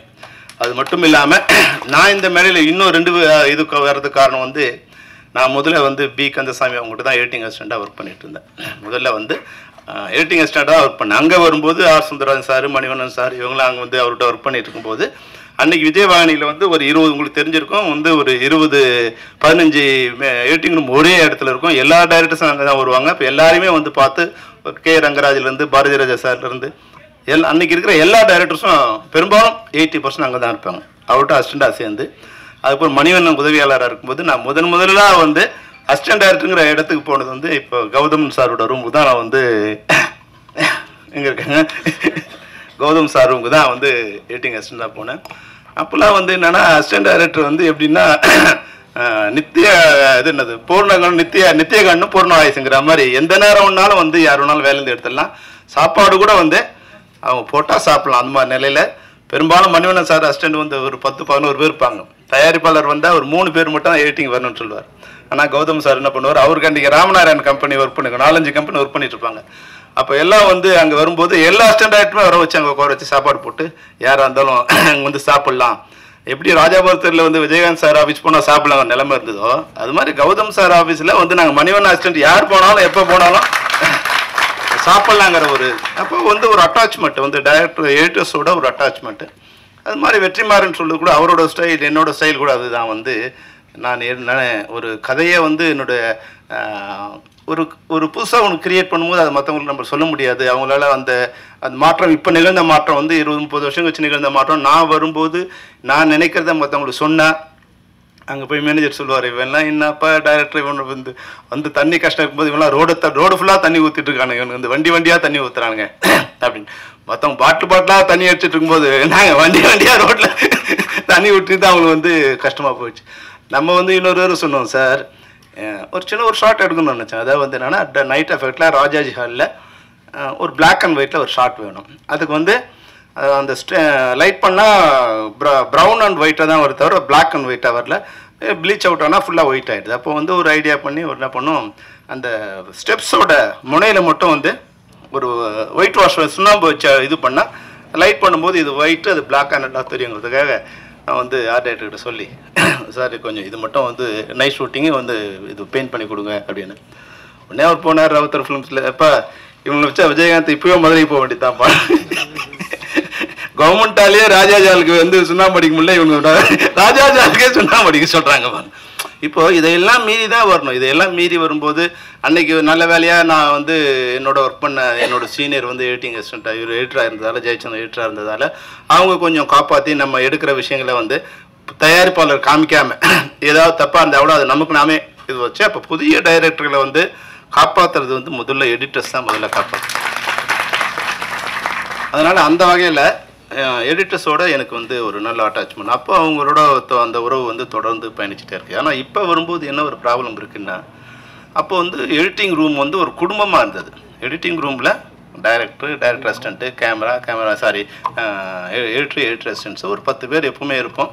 அப்போ ஒரு எப்படி நம்ம கண்ணு முன்னாடி ஃபிசிக்கலாக வந்து ஒரு ஃபிலிமை வந்து கட் பண்ணி எப்படி எடிட்டர் எங்கே கட் பண்ணுறாரு எங்கே ஒட்டுறாரு, அப்போ டைரக்டருக்கும் எடிட்டருக்குமான ரிலேஷன்ஷிப் என்ன. சமயத்தில் வந்து டைரக்டர் அப்போ வந்து பெரும்பாலும் வந்து நைட்டில் தான் மணிவண்ணன் சார் வந்து ஒர்க் பண்ண வருவார். அவர் ஃபுல் டயர்டாக இருப்பார். அப்போ என்ன பண்ணுவார்னா அவர் நினச்சி கட் சொல்கிறதுக்குள்ளே அவர் கொஞ்சம் டைம் ஆகும். அப்போ வந்து சீன் பேக்கில் மூவி வேலையில் தான் மார்க் பண்ணணும். மார்க் பண்ண கை வச்சார்னா ஒரு 4 ஃப்ரேம் ஓடிடும். அப்போ வச்சுட்டு கட் பண்ணி மார்க் பண்ணணும். அவர் கட் பண்ண இடத்துல மார்க் பண்ண இடத்துல கட் பண்ணி மறுநாள் காமிச்சா எடிட்டர் திட்டுவார், என்ன கௌதமன் நான் சொன்ன மாதிரி நீ கட் பண்ணலையே லூஸாக இருக்கேன்னு. அப்போது அதுலேருந்து என்ன பண்ணுவார் கௌதம் சார் என்ன பண்ணுவார்னா, அவர் கட் பண்ண சொன்னால் கட் பண்ண மார்க் ஒன்று வச்சுப்பார், அவரோட மார்க் ஒன்று வச்சுப்பார். கட் பண்ணதுலேருந்து ஒரு 8 அடி முன்னாடியோ பின்னாடியோ அவர் இங்கே ஃப்ரேமை பார்க்குறத விட மணிவண்ணன் மூஞ்சியே பார்த்துட்டு இருப்பார். அவர் எங்கே கட் பண்ண நினைக்கிறாருங்கிறத முதல்ல அவர் பார்த்துருவார். டக்குனு அந்த ஃப்ரேம் மார்க் பண்ணிக்கிட்டு மறுநாள் வந்து அவர் கொடுத்த மார்க்கிங்ல அந்த கட்டிங் இருக்காது, இவர் ஒரு கட் பண்ணி அதை காமிப்பார். அப்போ பார்ப்பாரு இப்போ எப்படி இருக்கு கௌதமன் நான் சொன்ன மாதிரி இருக்குல்ல. அப்போ ஒரு எடிட்டர் வந்து மார்க்கிங் மட்டும் இல்லை, எடிட்டர் டைரக்டரோட ரியாக்ஷன் அவங்க ஃபேஸ் வச்சு எங்கே கட் பண்ண நினைக்கிறாங்க அவங்களுக்கு என்ன தேவைப்படுதுங்கிறத கூட அவங்க வந்து கூர்ந்து கவனிச்சது. அப்படி ஒரு காலகட்டம் இருந்தது. இப்போ என்னென்னா ஒரு ஃபிசிக்கலாக நிறைய பேரை நான் சொல்லலை, நான் பார்த்த வகையில் சொல்லும்போது ஆன் ஸ்பாட் ஒர்க் பண்ணுற எடிட்டிங்கிறது வந்து ஜஸ்ட்டு அது வந்து ஒரு அசம்பிளிங், என்ன ஷாட் வேணும் என்ன எப்படி வேணுங்கிறது ஒரு அசம்பிளிங்கை தவிர அது வந்து ஒரு உயிர் கொடுக்குற ஒரு இதுவாக இருக்காது. டைரக்டர் வந்து எதாவது மிஸ் ஆக ஷாட் எடுக்கணும், இல்லை வந்து ஃப்ரேம் வைக்கும்போது அதில் வந்து சிஜி பண்ணுறதுக்கு உண்டான வந்து மார்க்கிங் பண்ண ஒரு இதுவாக இருக்கணும் தவிர அந்த ஷார்ட்டை வந்து எடிட்டிங் ரூம் வந்து எடிட்டரும் டைரக்டரும் உட்காந்து ரஷ்ஷை பார்த்து என்ன மாதிரி வேணும் அப்படிங்கிறது எடிட் பண்ணால் இன்னும் கொஞ்சம் உயிரோட்டமாக இருக்குங்கிறது என்னோட கருத்து. ஆனால் வந்து நீ சும்மா பழைய புராணம் பாடாதுன்னு மற்றவங்க நினைக்கலாம். ஆனால் படங்கள் பார்க்கும்போது எனக்கு தோணும் இது மாதிரி வந்து படங்கள் பார்க்கும்போது இன்னும் கொஞ்சம் இது உயிரோட்டமாக இருந்தால் நல்லா இருக்கும். அப்போ எடிட்டருங்கிறவங்க வந்து சும்மா வந்து கட் பண்ணி ஓட்டுறவங்க கிடையாது. எடிட்டர் அவங்க வந்து அதை வந்து ஒரு பிரம்மன் மாதிரி அந்த வந்து அதை ஒரு உயிர் கொடுக்க வேண்டிய ஒரு கட்டாயத்தில் இருக்காங்க. ஒரு அந்த ஃபிலிம் ஷார்ட்டுங்கிறது வந்து வெறும் செங்கல் தான், வெறும் செங்கல் அடுக்கிறவன் வந்து மேஸ்திரி. அதில் வந்து சிற்பமாகவோ இல்லை வந்து ஒரு கட்டிடமாகவோ கட்டுறோம்னா ஒரு கலைஞன். அப்போ எடிட்டர் வந்து ஒரு அடுக்கிற மேஸ்திரியா இல்லாமல் வந்து அது கட்டுற கலைஞனாக இருக்கிற படங்கள் பார்த்தீங்கன்னா சாதாரண படங்கள் கூட மிக பிரம்மாண்டமாக வந்து அதை உருவாகி நல்லமா இருக்கு. அப்போ நீங்கள் இப்போ எடிட்டர்ஸோட இப்போ கோபி வந்து சொன்ன விஷயங்கள்ல இந்த விஷயங்கள் எல்லாம் ஓகே. ஆனால் இப்போ நான் எது வந்து லேக்கிங்காக இருக்குன்னு நினச்சா, ஒன்று மெம்பர்ஸ் ஒர்க் பண்ணணும். மெம்பர்ஸ் ஒர்க் பண்ணுறது வந்து டைட் பண்ணணும். இப்போ ஒரு சில விஷயம் கோபிக்கு தெரியணும், மற்ற நிர்வாகிகளுக்கு கூட தெரியணும். என்னென்னா, இன்னைக்கு முன்னாடி இப்போ இலவசம் சொல்லும்போது சொன்னார், முன்னாடி வந்து நாங்கள் என்ன பண்ணுவோம்னா யூனியன்ஸுக்கு பணம் வரலன்னா, மற்ற யூனியன்ஸுக்கு பணம் வரலன்னா எடிட்டிங்கில் சொல்லி எடிட்டிங் எடுத்துவோம். ஆனால் இப்போ எடிட்டிங் எங்கே நடக்குதுன்னு எங்களுக்கு தெரியல. ஸ்பாட்டில் நடக்குதா இல்லை வீட்டில் நடக்குதா எங்கே நடக்குதுன்னு தெரியல. ஒரு 4-5 காப்பி இருக்குது, இங்கே போய் நிறுத்தினா இன்னொரு இடத்துல எடிட்டிங் நடக்குது, வேறு இடத்துல எடிட்டிங் நடக்குது. அந்த எடிட்டர் நம்மளா இருக்காரான்னு கண்டுபிடித்துக்குள்ள லேட் ஆகிடுது. அந்த எடிட்டர் நம்மளா இருந்தால் கூட அவர் தன்னை காப்பாற்றிக்கிறதுக்கு வந்து அதை கோஆப்ரேஷன் வந்து ரொம்ப கம்மியாக இருக்குது. அப்போ இப்போ இருக்கிற நிர்வாகிகளுக்கு நாங்கள் வந்து ஒரு ப்ரெஷர் கொடுக்குறோம். ஏன்னா இப்போ 23 யூனியன் எப்படி ரன் ஆகுதுன்னா, ஒருத்தரை நம்பி அப்போ ஒருத்தருக்கு பணம் வரலைங்கிற போது இது ஷூட்டிங் ஸ்பாட்டாக இருக்கும்போது டைரக்டருக்கு ஒரு ப்ரெஷர் கொடுக்குறோம், எடிட்டிங்காக இருக்கும்போது எடிட்டருக்கு ஒரு ப்ரெஷர் கொடுக்குறோம், ரீ ரெக்கார்டிங் நடக்கும்போது மியூசிஷியனுக்கு ஒரு ப்ரெஷர் கொடுக்குறோம். அது அப்போ அந்த இது வரும்போது தான் இந்த அவங்களோட அதாவது வந்து அவங்களோட உழைத்த ஊதியம் கூட வாங்குறதுக்கு சில இடங்கள்ல கஷ்டமாக இருக்குது. அப்போ நம்ம வந்து ஒரு ஆர்கனைஸ் பண்ணுறோம். அப்போ ஆர்கனைஸ் பண்ணும்போது நம்ம மெம்பரே நமக்கு அகைன்ஸ்டாக கூட ஆகிற ஒரு சுச்சுவேஷன் வந்துடுது. அப்போ எடிட்டர் வந்து ஒரு ப்ரெஷர் கொடுத்தா அந்த எடிட்டர் வந்து கஷ்டப்படுறாரு. இப்போ இன்னைக்கு வந்து கோபிக்கு வந்து ஒரு சின்ன அட்வைஸ்னா, பழனியப்பனுக்கு என்ன அட்வைஸ்னா, இன்னைக்கு உனக்கு போட்ட ஓட்டு எல்லாம் உனக்கு ஆதரவான ஓட்டு இல்லை, பழைய நிர்வாகத்துக்கு எதிரான ஓட்டு தான் உனக்கு வந்த ஓட்டை தவிர அது என்னன்னா நாங்கள் கொடுத்த ப்ரெஷர். நாங்கள் என்ன பண்ணுறோம், அந்த எடிட்டர் வந்து ஒர்க் பண்ணுறாரு, அவர் நான் மெம்பர் வச்சு ஒர்க் பண்ணுறாரு. அவர் டெய்லி தினத்தந்தி பேப்பர் எடுத்துகிட்டு எந்தெந்த பேப்பர்லாம் நான் மெம்பர் வச்சு ஒர்க் பண்ணுறாங்க, இதையெல்லாம் நாங்கள் வந்து உட்காந்துட்டு ஒரு 4-5 பேர் வந்து அதை பார்த்துட்டு ஒரு இதுவாக வந்து ஒரு ப்ரெஷர் கொடுப்போம். அப்போ வந்து அவங்க இருக்கிற மெம்பர்ஸை நான் மெம்பர்ஸோட ஒர்க் பண்ணும்போது குறைஞ்சபட்சம் அவங்களுக்கு வந்து மெம்பர்ஸ் வச்சு ஒர்க் பண்ணுறதுக்கு உண்டான இன்ஸ்ட்ரக்ஷன் கொடுப்போம். அது அவங்களால பண்ண முடியாது. ஊதியத்தாலேயோ இல்லை என்ன பிரச்சனை இன்னைக்கு என்னன்னா, அதை ஒர்க் பண்ண வர்றவங்க அபரீதமாக வந்து ஒன்று எடிட்டிங் இன்னைக்கு வந்து ரொம்ப நான் மெம்பர்ஸ் ஒர்க் பண்ணுறது டைரக்டர் 90% மெம்பர்ஸ் நான் மெம்பர்ஸ், அப்புறம் எடிட்டர்ஸ் 60-50% நான் மெம்பர்ஸு, மியூசிஷியன் முன்னாடியாவது வந்து ஒரு ஸ்டுடியோவில் ரெக்கார்டிங் நடக்கும், நாங்கள் போய் பார்க்க முடியும். இன்றைக்கி வந்து எடிட்டிங் அப்புறம் வந்து ரீ ரெக்கார்டிங் வந்து எடிட்டிங்காவது இந்தியாவில் நடக்குது, ரீ ரெக்கார்டிங் வந்து ஆஸ்திரேலியாவிலையும் ஃப்ரான்ஸ்லையும் இங்கிலாண்ட்லையும் ஒரு ட்ராக் அங்கே ரெக்கார்ட் பண்ணும்போது அதை கொண்டு வந்து இங்கே ஜாயின் பண்ணி இங்கே மிக்ஸ் பண்ணும்போது யாரோட கண்ட்ரோலையும் இல்லை. அப்போது எல்லாரும் மெம்பராக இருக்கும்போது எல்லாரோட வாழ்வும் சிறப்பாக இருக்கும். அப்போ சில நேரங்களில் சில சங்கங்களுக்கு எங்கள் ஃபெஃப்சிலேருந்து ஒரு ப்ரெஷர் போகுது, இதெல்லாம் நீங்கள் கவனிக்கணும். அதை வந்து சில சங்கங்கள் வந்து செயல்படுத்த முடியும் போது உறுப்பினர்களே வந்து எதிரையாக கூட காலகட்டம் மாறுது. அப்போ அது மாதிரியான இது கூட உங்களுக்கும் வரலாம். அப்போ எப்படி வந்து அந்த அணுகுமுறையில் ஒரு வேலை இப்போ என்ன கூட வந்து நான் ஷூட் பண்ணி கேப்டன் மோகன் ஷூட் பண்ணிட்டு இருக்கும்போது அப்போ பாலகிருஷ்ணன் ஒருத்தர் வந்தார், அவர் ஈசி மெம்பராக இருக்கார். ஷூட்டிங் நிறுத்தினார். என்ன இன்னும் மெம்பர் ஆகலை நீ? நான் டிஎஃப்டி படிச்சிருந்தேன், இதுக்கே நான் எங்கே மெம்பர் ஆகுறது? அப்போ என்னன்னா வரும்போது ரப்சர் பண்ண வரும்போது நமக்கு வந்து ஒரு ஈகோ வந்துடுது, ஒரு வந்து கோவம் வருது. ஆனால் மறுநாள் வந்து சக்தி சார் வந்தார். தம்பி நீங்கள்லாம் வந்து இப்போ படம் இப்போ சக்ஸஸாக இருக்குது, நீங்கள்லாம் யூனியனில் இருந்தால் எங்களுக்கு மரியாதை, நீங்கள் இருக்கலாம் இல்லை. உடனே நான் வந்து அவர் மெம்பர் ஆகிட்டு லைஃப் மெம்பர் ஆகிட்டு அவர்கிட்ட பணம் கொடுத்துருந்தேன். சார் நான் இப்போ சொன்னேன், சார் வந்து தயவுசெய்து இது மாதிரி வர்றவங்க வந்து ஸ்பாட்டில் வந்து இந்த அராஜகம்லாம் இருக்கக்கூடாது சார். வந்து அவன் ஏதோ வந்து பெரிய இது மாதிரி வந்து எங்களை அராஜகம் பண்ணும்போது கோவம் வருது. அப்போ உங்களை மாதிரி அவங்ககிட்ட பிஹேவ் பண்ணியிருந்தான்னா நிச்சயமாக நான் வந்து அன்னைக்கே ஜாயின் ஆயிருப்பேன் சார். அதுதான் என்னோட நான் என்ன மனநிலையில் இருந்தனோ அதுதான் இன்றைக்கி வர டைரக்டரோ இன்றைக்கி வர எடிட்டரோ அந்த எந்த டெக்னீஷியன் இருந்தாலும் அந்த மனநிலை இருப்பாங்க. அப்போ எங்கள் நிர்வாகிகள் கூட நான் என்ன சொல்கிறேன்னா, எந்த நேரத்தையும் அவங்கள போய் ஹராஸ் பண்ணுறதோ இல்லை அவங்களோட ஈகோ டச் பண்ணுற மாதிரி இல்லாமல் அவங்களுக்கு எக்ஸ்பிளைன் பண்ண சொல்லி சேர்ந்துருந்தா கூடி வாழ்ந்தா என்ன நன்மைங்கிறது முதல்ல அவங்களை எக்ஸ்பிளைன் பண்ண சொல்லி அதுக்கப்புறமா அவங்கள இருக்க சொல்கிறோம். ஆனால் என்ன பண்ணாலும் வந்து சில பேர் வந்து அதை எடுத்துக்கிறது இல்லை. அப்போ என்ன பண்ணுறது, சாம பேத தான தண்டத்துக்கு வரும்போது சில நேரங்களில் வந்து நம்ம மேலே கோவம் வருது. ஆனாலும் அந்த பொசிஷனில் அது மாதிரி இருக்கும்போது அது நம்ம மாற்ற முடியாது.